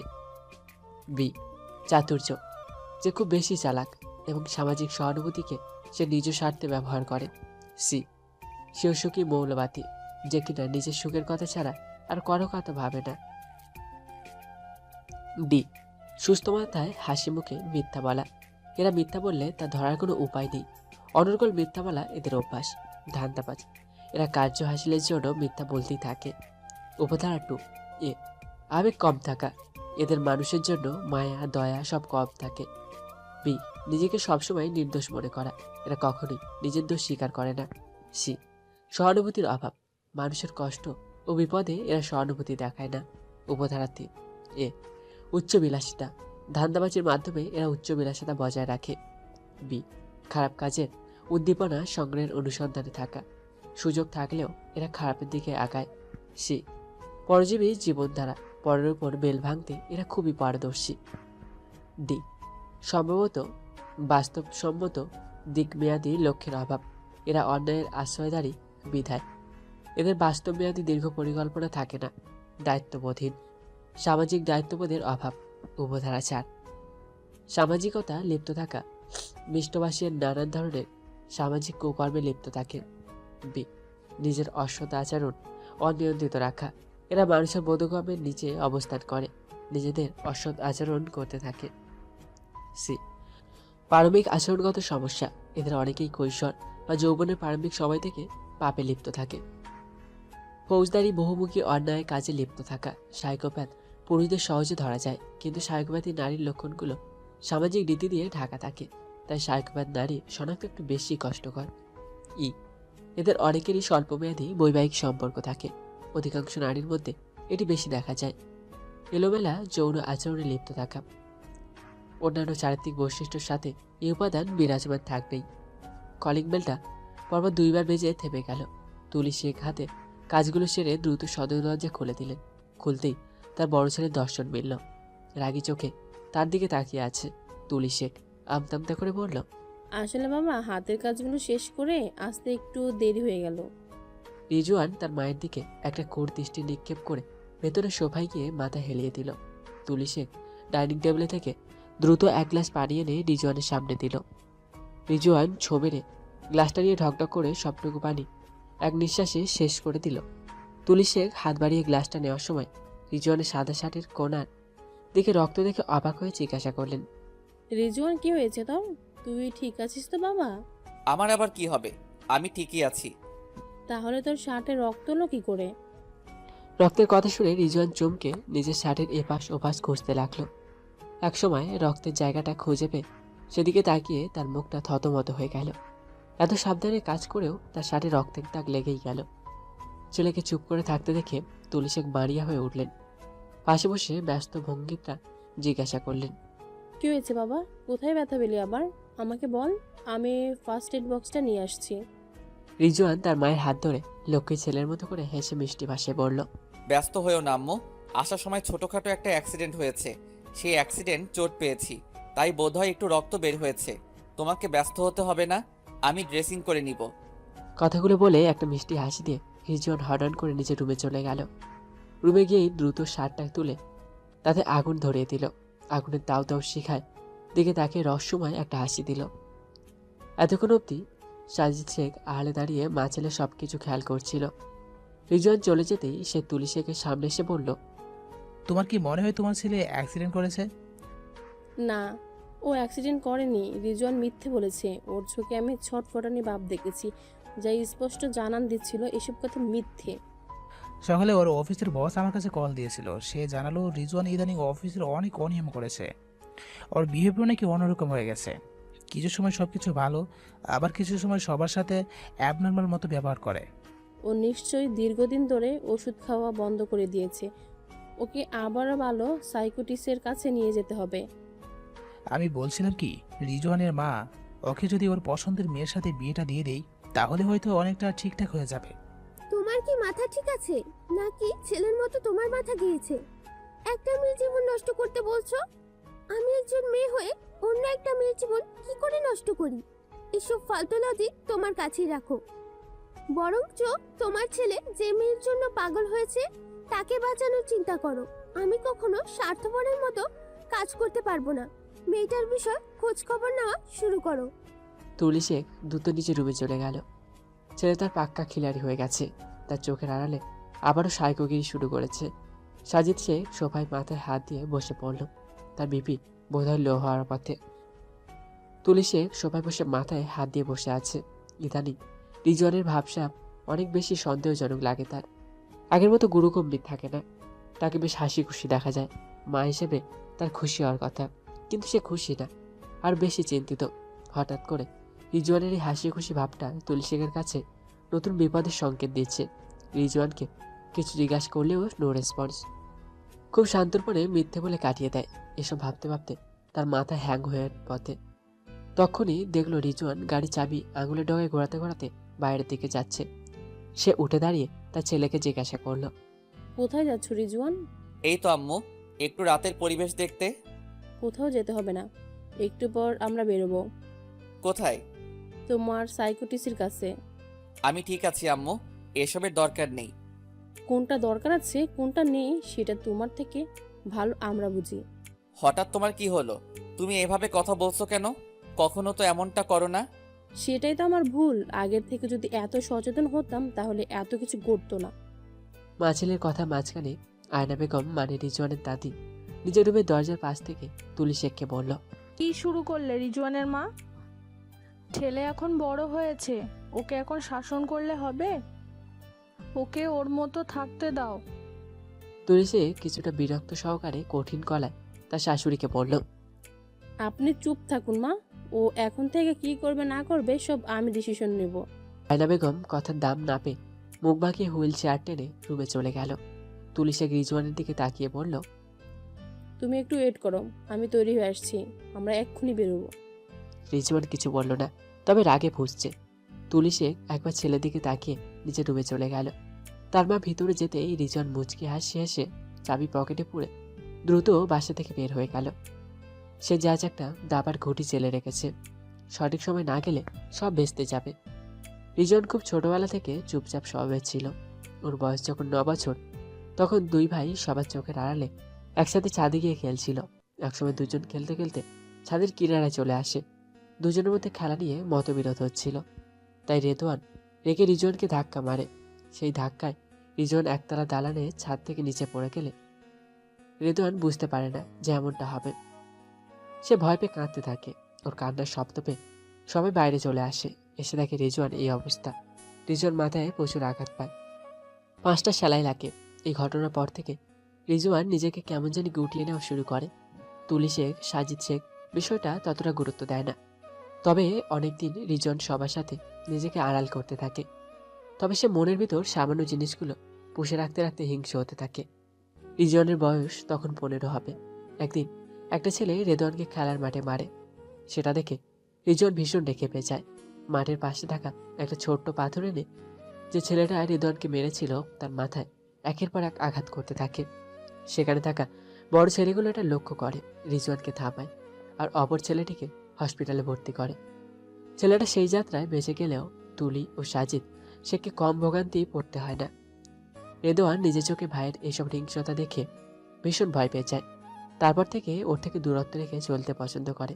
পরবর্তীতে ভাইয়ের সাথে সম্পর্ক স্বাভাবিক হলেও রেদওয়ান পুরোটা ঘটনার ভিত্তি থেকে রিজওয়ানকে ভীষণ ভয় পায়। রিজওয়ানের বাবা মা এবার বুঝতে পারে তার ছেলে স্বাভাবিকভাবে বড় হচ্ছে না, তাই তারা একজন ভালো সাইকোটিস্টকে রিজওয়ানকে দেখায়। ওনার পরামর্শ দেন ওকে তাদের আন্ডারে রাখতে। বছর 2 তাদের কাছে রেখে রিজওয়ান আবার নিজের বাসায় ফিরে আসে। ওকে ঔষধের উপর রাখতে থাকে। রিজওয়ান অনেকটা স্বাভাবিক হওয়ার পথে তখন সে অনামিকে দেখে। অনামি সেদিন ফ্রেন্ডদের সাথে আরিফার জন্মদিনে পার্টিতে এসেছিল। আরিফার বাবার সম্পর্কে রিজওয়ানের দুঃসম্পর্কের আত্মীয়। এক নজর দেখেই অনামিকে ভীষণ ভালো লাগে তার। পরবর্তীতে খোঁজ খবর নিয়ে জানতে পারে অনামির একজনের সাথে সম্পর্ক আছে। এটা রিজওয়ান মেনে নিতে পারে না, আর তার ভেতর সাইকো আবার জেগে ওঠে। তার যে কোনো কিছুর বিনিময়ে অনামিকে চাই। অনামির বিয়ে ঠিক হয়েছে, সেই বিষয়টাও মানতে পারছিল না রিজওয়ান। ভেবেছিল বিয়ের আসর থেকে কিডন্যাপ করবে অনামিকে, কিন্তু তাকে আর কষ্ট করতে হয় না। অনামি নিজেই পালিয়ে তার রাস্তা সহজ করে দেয়। অনামিকে চাইলে রাস্তা থেকে কিডন্যাপ করতে পারত রিজওয়ান, কিন্তু ওর মনে অন্য কিছু হানা দেয়। তাই সে অনামির পিছু ছেড়ে তার বয়ফ্রেন্ডের পিছু নেয়। অনামির বয়ফ্রেন্ড সবেই বাসা থেকে বের হচ্ছিল অনামিকে নিয়ে পালাবে বলে। তার আগে নিজেই কিডন্যাপ হয়ে যায়। 2 দিন অন্ধকারে আটকে রেখে ইচ্ছে মতো মেরে বেচারাকে প্রচুর ভয়ভীতি দেখায় রিজওয়ান। প্রথমে রাজি না হলেও পরে প্রাণের ভয়ে বেচারা অনামিকে ছাড়তে রাজি হয়। রিজওয়ান ওকে শর্ত দিয়ে ছেড়ে দেয়। শর্ত হলো অনামির থেকে বহু দূরে চলে যেতে হবে, কখনো ও সামনে আসা যাবে না। ভয় পেয়ে সেই রাতেই শহর ছাড়ে অনামির বয়ফ্রেন্ড। রিজওয়ান ভেবেছিল অনামি তো সমাজের কাছে এমনি বাজবে হিসেবে ট্যাগ পেয়ে গেছে, এতে তার লাভ। সে এখন হিরোর মতো এন্ট্রি নিয়ে অনামিকে বিয়ে করে নেবে। মান সম্মান খোয়ানো মেয়েকে পাত্রস্থ করতে পারলেই তার বাবা মা বেঁচে যাবে। কিন্তু ওর ভাবনায় পানি ঢেলে অনামির বাবা সেই জায়গা ছেড়ে অন্য জায়গায় চলে যায়। তখন রিজওয়ানকে কোম্পানির কাজের জন্য বান্দরবান যেতে হয়েছিল। ফিরে এসে অনামির কোনো খোঁজ না পেয়ে তার পাগল পাগল অবস্থা। তখনই তার মাথায় আরিফার বিষয়টা খেলে। আরিফা কোচিং থেকে দুপুর করে একা ফিরছিল। ওকে একা পেয়ে রিজওয়ান টুক করে তুলে আনে, কিন্তু আরিফা অনামির বিষয়ে জানলেও কিছুই বলে না। এতে রিজওয়ান হেব্বি চটে যায়। ওকে আটকে রেখে একের পর এক অত্যাচার করে। তবে সে খুব ঠান্ডা মাথায় সবকিছু হ্যান্ডেল করে। আরিফাকে আটকানোর সপ্তাহখানিক পর অফিস থেকে ফেরার পথে অনামির দেখা পায়। ওর পিছু নিয়ে একদিন ওর বাসাও চিনে ফেলে। তারপর শুরু হয় অনামির সাথে ওর সাইকোগিরি দেখানো। অনামিকে যেহেতু পেয়ে গেছে তাই আরিফাকে আর আটকে রাখতে চায় না। এক সন্ধ্যায় ওকে ছেড়ে দেয়। তারপরে সব তো আপনারাই জানেন। আজ অনামির টিউশন থেকে ফিরতে ফিরতে সন্ধ্যা নয়, বরং রাত। ইদানি এই বিষয়টা বিরক্ত লাগে। মার্কেট থেকে নিত্য প্রয়োজনীয় কিছু জিনিস কিনতে গিয়ে যে এত দেরি হবে তা কে জানত। তারপর আবার ওর পথ আটকে একটা লোক ঠিকানা জিজ্ঞাসা করলো। তাকে ঠিকানা চেনাতে গিয়ে আর 10 মিনিট লেট। তবে লোকটাকে অনামির ভীষণ সন্দেহজনক লেগেছে। ওর মনে হচ্ছিল লোকটা ইচ্ছে করে ওর পথ আটকে রেখেছে। হ্যাঁ সত্যি, লোকে ইচ্ছে করে ওর পথ আটকে রেখেছিল। এর বিনিময়ে মোটামুটি ভালো অঙ্কের টাকা সে রিজওয়ানের থেকে পাবে। লোকের হাত থেকে কোনো রকম ছুটে যখন বাড়ির পথ ধরবে তখন গলির মুখে ভর সন্ধ্যাবেলা কিছু ছেলেকে তাস খেলতে দেখছে। তাই সেই পথ ছেড়ে ঘুরে ঘুরে এদিক দিয়ে এসেছে। কেন জানি তার মনে হচ্ছে তার সাথে আজ খারাপ কিছু ঘটবে। আহাতুল কুশরি পরে বুকে ফু দিয়ে নিল। পা দুটো আজ চলতে চাইছে না। হালকা কুয়াশায় আবার চারিদিকে ছড়িয়ে ভয়ঙ্কর পরিবেশ সৃষ্টি করেছে। মোবাইলের ফ্ল্যাশ লাইটেও তার কাটছে না। রাস্তায় ঝোপের পাশে খচখচ শব্দ হতেই অনামি ভয় পেয়ে সেদিকে লাইট ধরল। একটা কালো বিড়াল লাইটের আলোতে উল্টো দিকে দৌড়ালো। সেটা দিকে ভয়ে একলাপে পিছিয়ে গেল অনামি। হঠাৎ করে একজন হাত এসে তাকে মোটা মেহগনি গাছটার সাথে ঠেস দিয়ে ধরল। অনামি ভয়ে কুঁকড়ে গেল। হাত থেকে মোবাইলটাও পড়ে গেছে। উল্টো হয়ে পড়ায় তার আলো ছিটফোটাও ঠিকরে বেরোচ্ছে। তবে তা দিয়ে কিছুই বোঝা যাবে না। অনামির গালে এক হাত স্লাইড করতে করতে রিজওয়ান বলল, এত ভয় পাও কেন তুমি? আমি আছি তো তোমার সাথে। তবে তোমার ভয়ার্ত চেহারাটা দেখতে আরো বেশি কিউট বেবি ডল। অনামি ভয়ে হাত পা ঠান্ডা হয়ে আসছে। গলা শুনে নিশ্চিত হলো ওটা ওই সাইকই হবে। তবে অন্ধকারে কিছু স্পষ্ট দেখা যাচ্ছে না। ছেলের সম্ভবত হাত মোজা পড়ে আছে, কারণ ওর গালে হাত হাত ধার লাগছে। অনামিকে চুপ করে থাকতে দেখে রিজওয়ান আবারও ঠান্ডা গলায় বলল, রাতে একা চলাচল করতে মানা করেছিলাম। আমার কথা মানতে ভালো লাগে না? তার ঠান্ডা গলায় যে হুমকির বার্তা তা অনামি বুঝে গেছে। কাঁপা কাঁপা গলায় আমতা আমতা করে বলল, দেখুন, আপনি প্লিজ আমার পিছু ছেড়ে দিন। আল্লাহর দোহাই লাগে আমি আপনার। আমাকে একটু শান্তি মতন নিঃশ্বাস নিতে দিন। আপনার প্যারায় আমার আর ভালো লাগছে না। কি ক্ষতি করেছি আমি আপনার? কেন আবার পিছু নিয়েছেন? কি চাই আপনার? অনামি বেশ চিৎকার করে কথাগুলো বলে উঠল। ফাঁকা জায়গা হওয়ায় শব্দটা যেন দূরে গিয়ে বাড়ি খেল। অনামির চোখ দিয়ে পানি পড়ছে, কিন্তু রিজওয়ান ওর কথা শুনে হো হো করে হাসতে লাগলো। সে কি হাসি, কানে তালা লাগানোর জোগাড়। ওর হাসি শুনে অনামির আরও রাগ হলো। তবে দাঁতে দাঁত চেপে তা হজম করার চেষ্টা করলো। হাসি থামিয়ে হুট করে অনামির মুখে চেপে রাগী গলায় গানের সুরে বলল, শুধু তুই আর চাইছি না কিছুই। গান থামিয়ে আবার হাসতে লাগলো। অনামির মুখ ছেড়ে ঠোঁটের উপর আলতো করে আঙুল ছুঁয়ে বলল, এত কিছু করলাম তোমার জন্য, আর তোমার পিছু ছেড়ে দিব? বাঁচলে তুমি আমার হয়ে বাঁচবে, আর মরলে আমার হাতে মরবে। তুমি আমার না হলে সত্যি তোমাকে আগে মারবো, তারপর নিজেকে শেষ করে দিব। অনামি ছাড়া এই আমির বেঁচে থেকে কোনো লাভ নেই। কে আপনি? আমাকে দেখতে চাও বেবি ডল? তা সহ্য করতে পারবে তো? আপনার মতো কাপুরুষকে সহ্য করার ক্ষমতা আমার আছে।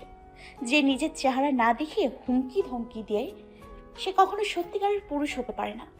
রিজন বাঁকা এসে দ্রুত অনামিকে ছেড়ে রাস্তায় পড়ে থাকা অনামির মোবাইল নিয়ে সেকেন্ডের মধ্যে অনামির সামনে হাজির হলো।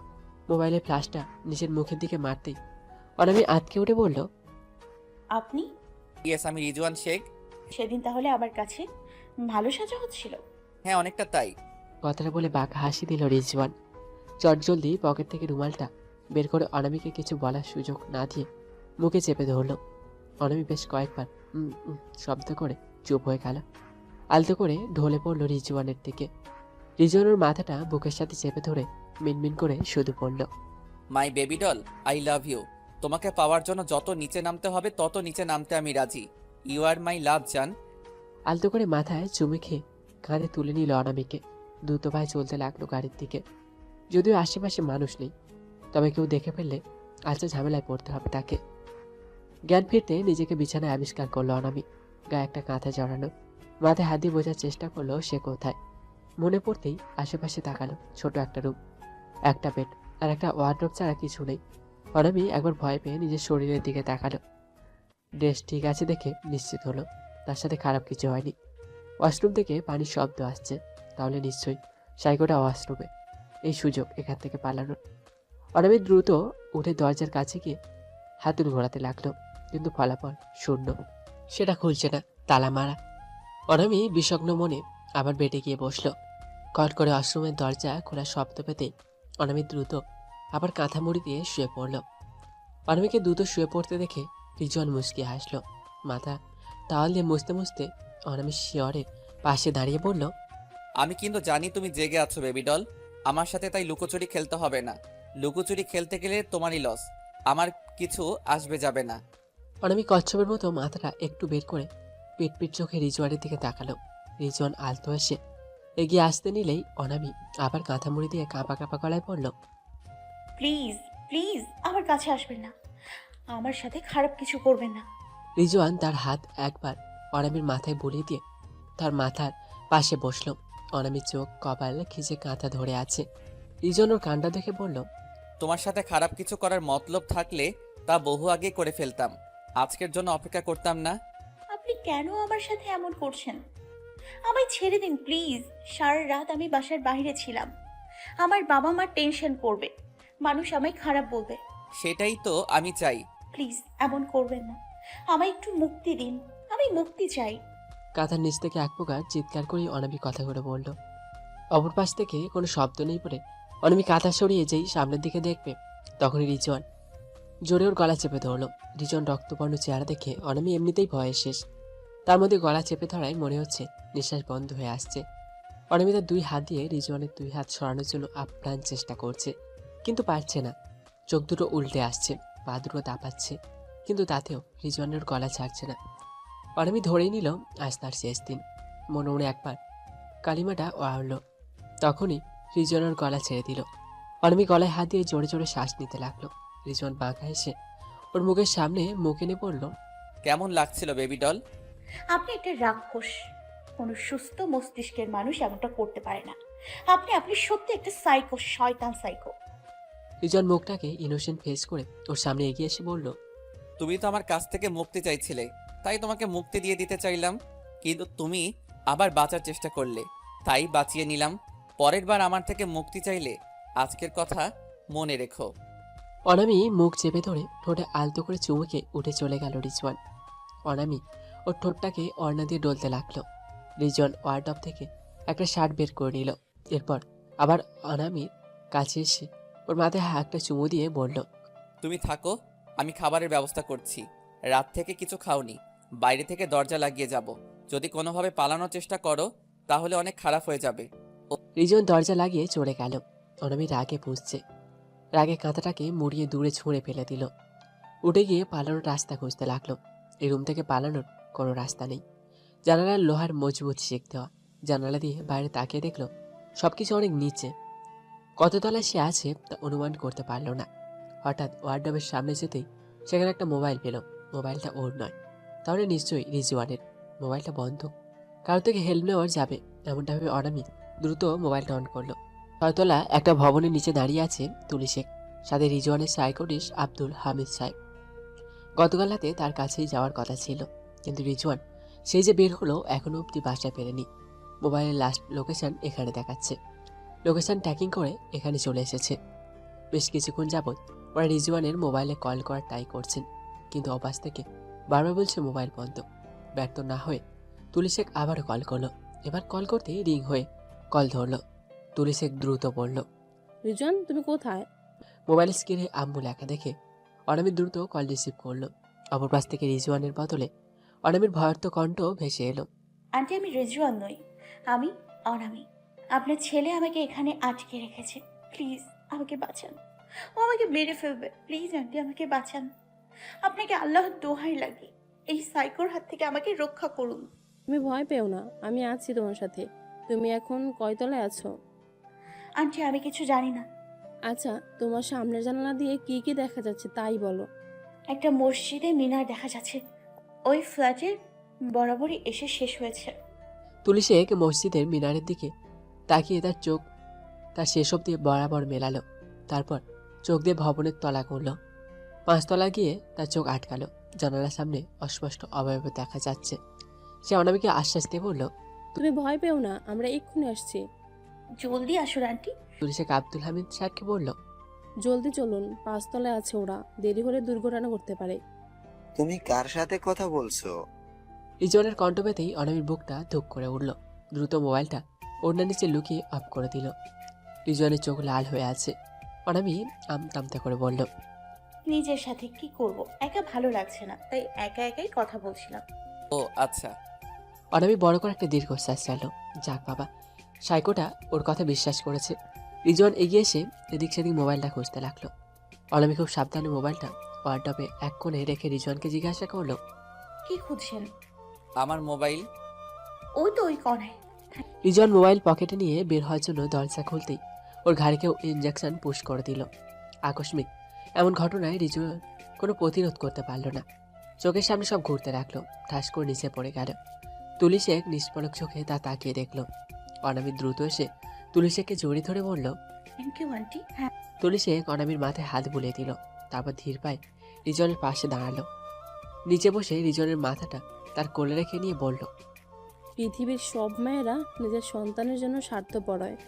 আমি বোধহয় প্রথম মা যে কিনা অন্যের সন্তানকে বাঁচানোর জন্য নিজের সন্তানের খুশি ছিনিয়ে নিলাম। তুই আগের থেকে আরও বেশি অসুস্থ হয়ে গেছিস বাবা, তোকে এখন ট্রিটমেন্টের উপরে রাখতে হবে। চোখ দিয়ে তার অনবরত পানি চড়ছে। আব্দুল সাহেবের দিকে তাকিয়ে বলল, ওকে নিয়ে যাওয়ার ব্যবস্থা করেন, এখন থেকে ও আপনাদের আন্ডারে থাকবে।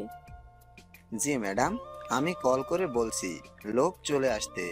বেজা চোখে অনামির দিকে তাকিয়ে বলল, আজ থেকে তোমার মুক্তি। এই শহরের যত দূরে যাও চলে যাও, তবে ভুলেও এই শহরে থেকো না।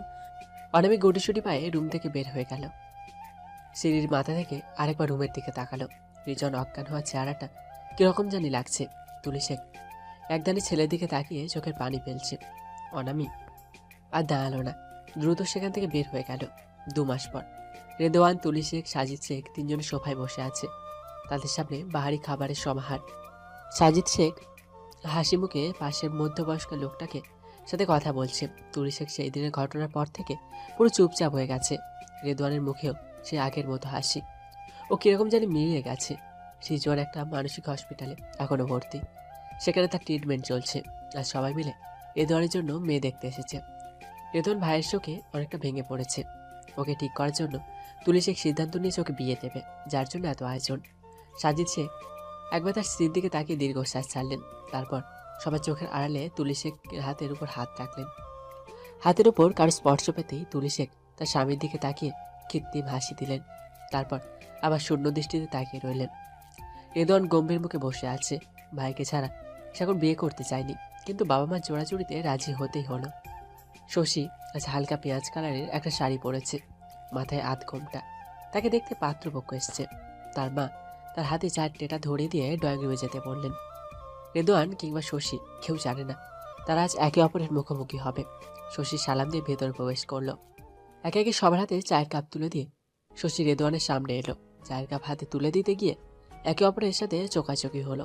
প্রথমে কেউ খেয়াল করলো না, যখন খেয়াল হলো তখন দ্রুত একে অপরের দিকে তাকিয়ে দুজনেই চেঁচিয়ে উঠল। আপনি? আপনি? রিজওয়ানের শিয়রের সামনে দাঁড়িয়ে আছে অনামি, চোখ ভর্তি তার নোনা জল। ছেলেটা কিরকম শুকিয়ে গেছে, চোখের নিচে ডার্ক সার্কেলও পড়ে গেছে। হাত পা দুটো শিকল দিয়ে বাঁধা, ঘুমের ইঞ্জেকশন দিয়ে ঘুম পাড়িয়ে রাখা হয়েছে। জেগে থাকলে অনামি অনামি বলে চিৎকার করে, তখন তার সামনে কেউ যেতে পারে না।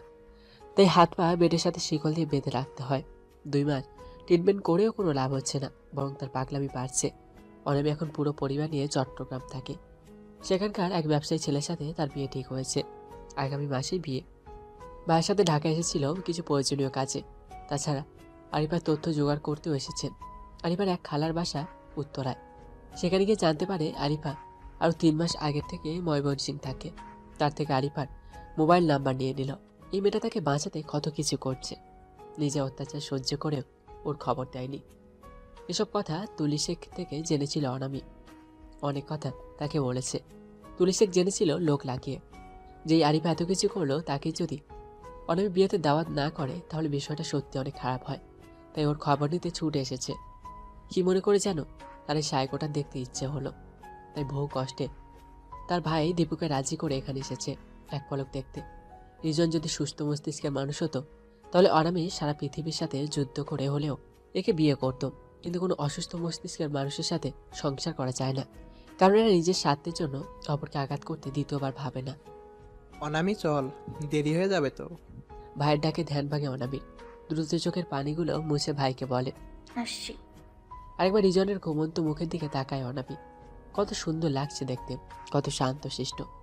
জেগে থাকলে এতক্ষণে অনামিকে দেখে নিশ্চয়ই অনেক পাগলামি করত। বেশি সময় থাকলে খারাপ লাগবে বলে জলদি উঠে বাইরে চলে এলো। যাওয়ার আগে আরেকবার পিছু ফিরে তাকালো। দীপু এগিয়ে এসে বোনের হাত ধরে বাইরে নিয়ে গেল। গাড়িতে ওঠার আগে ভারাক্রান্ত মনে পুরো হসপিটালের দিকে তাকালো অনামি। গাড়ি ছেড়ে দিয়েছে, তবে যতক্ষণ হসপিটাল লেখা গিয়েছে ততক্ষণ অনামি একটু দৃষ্টি সরায়নি।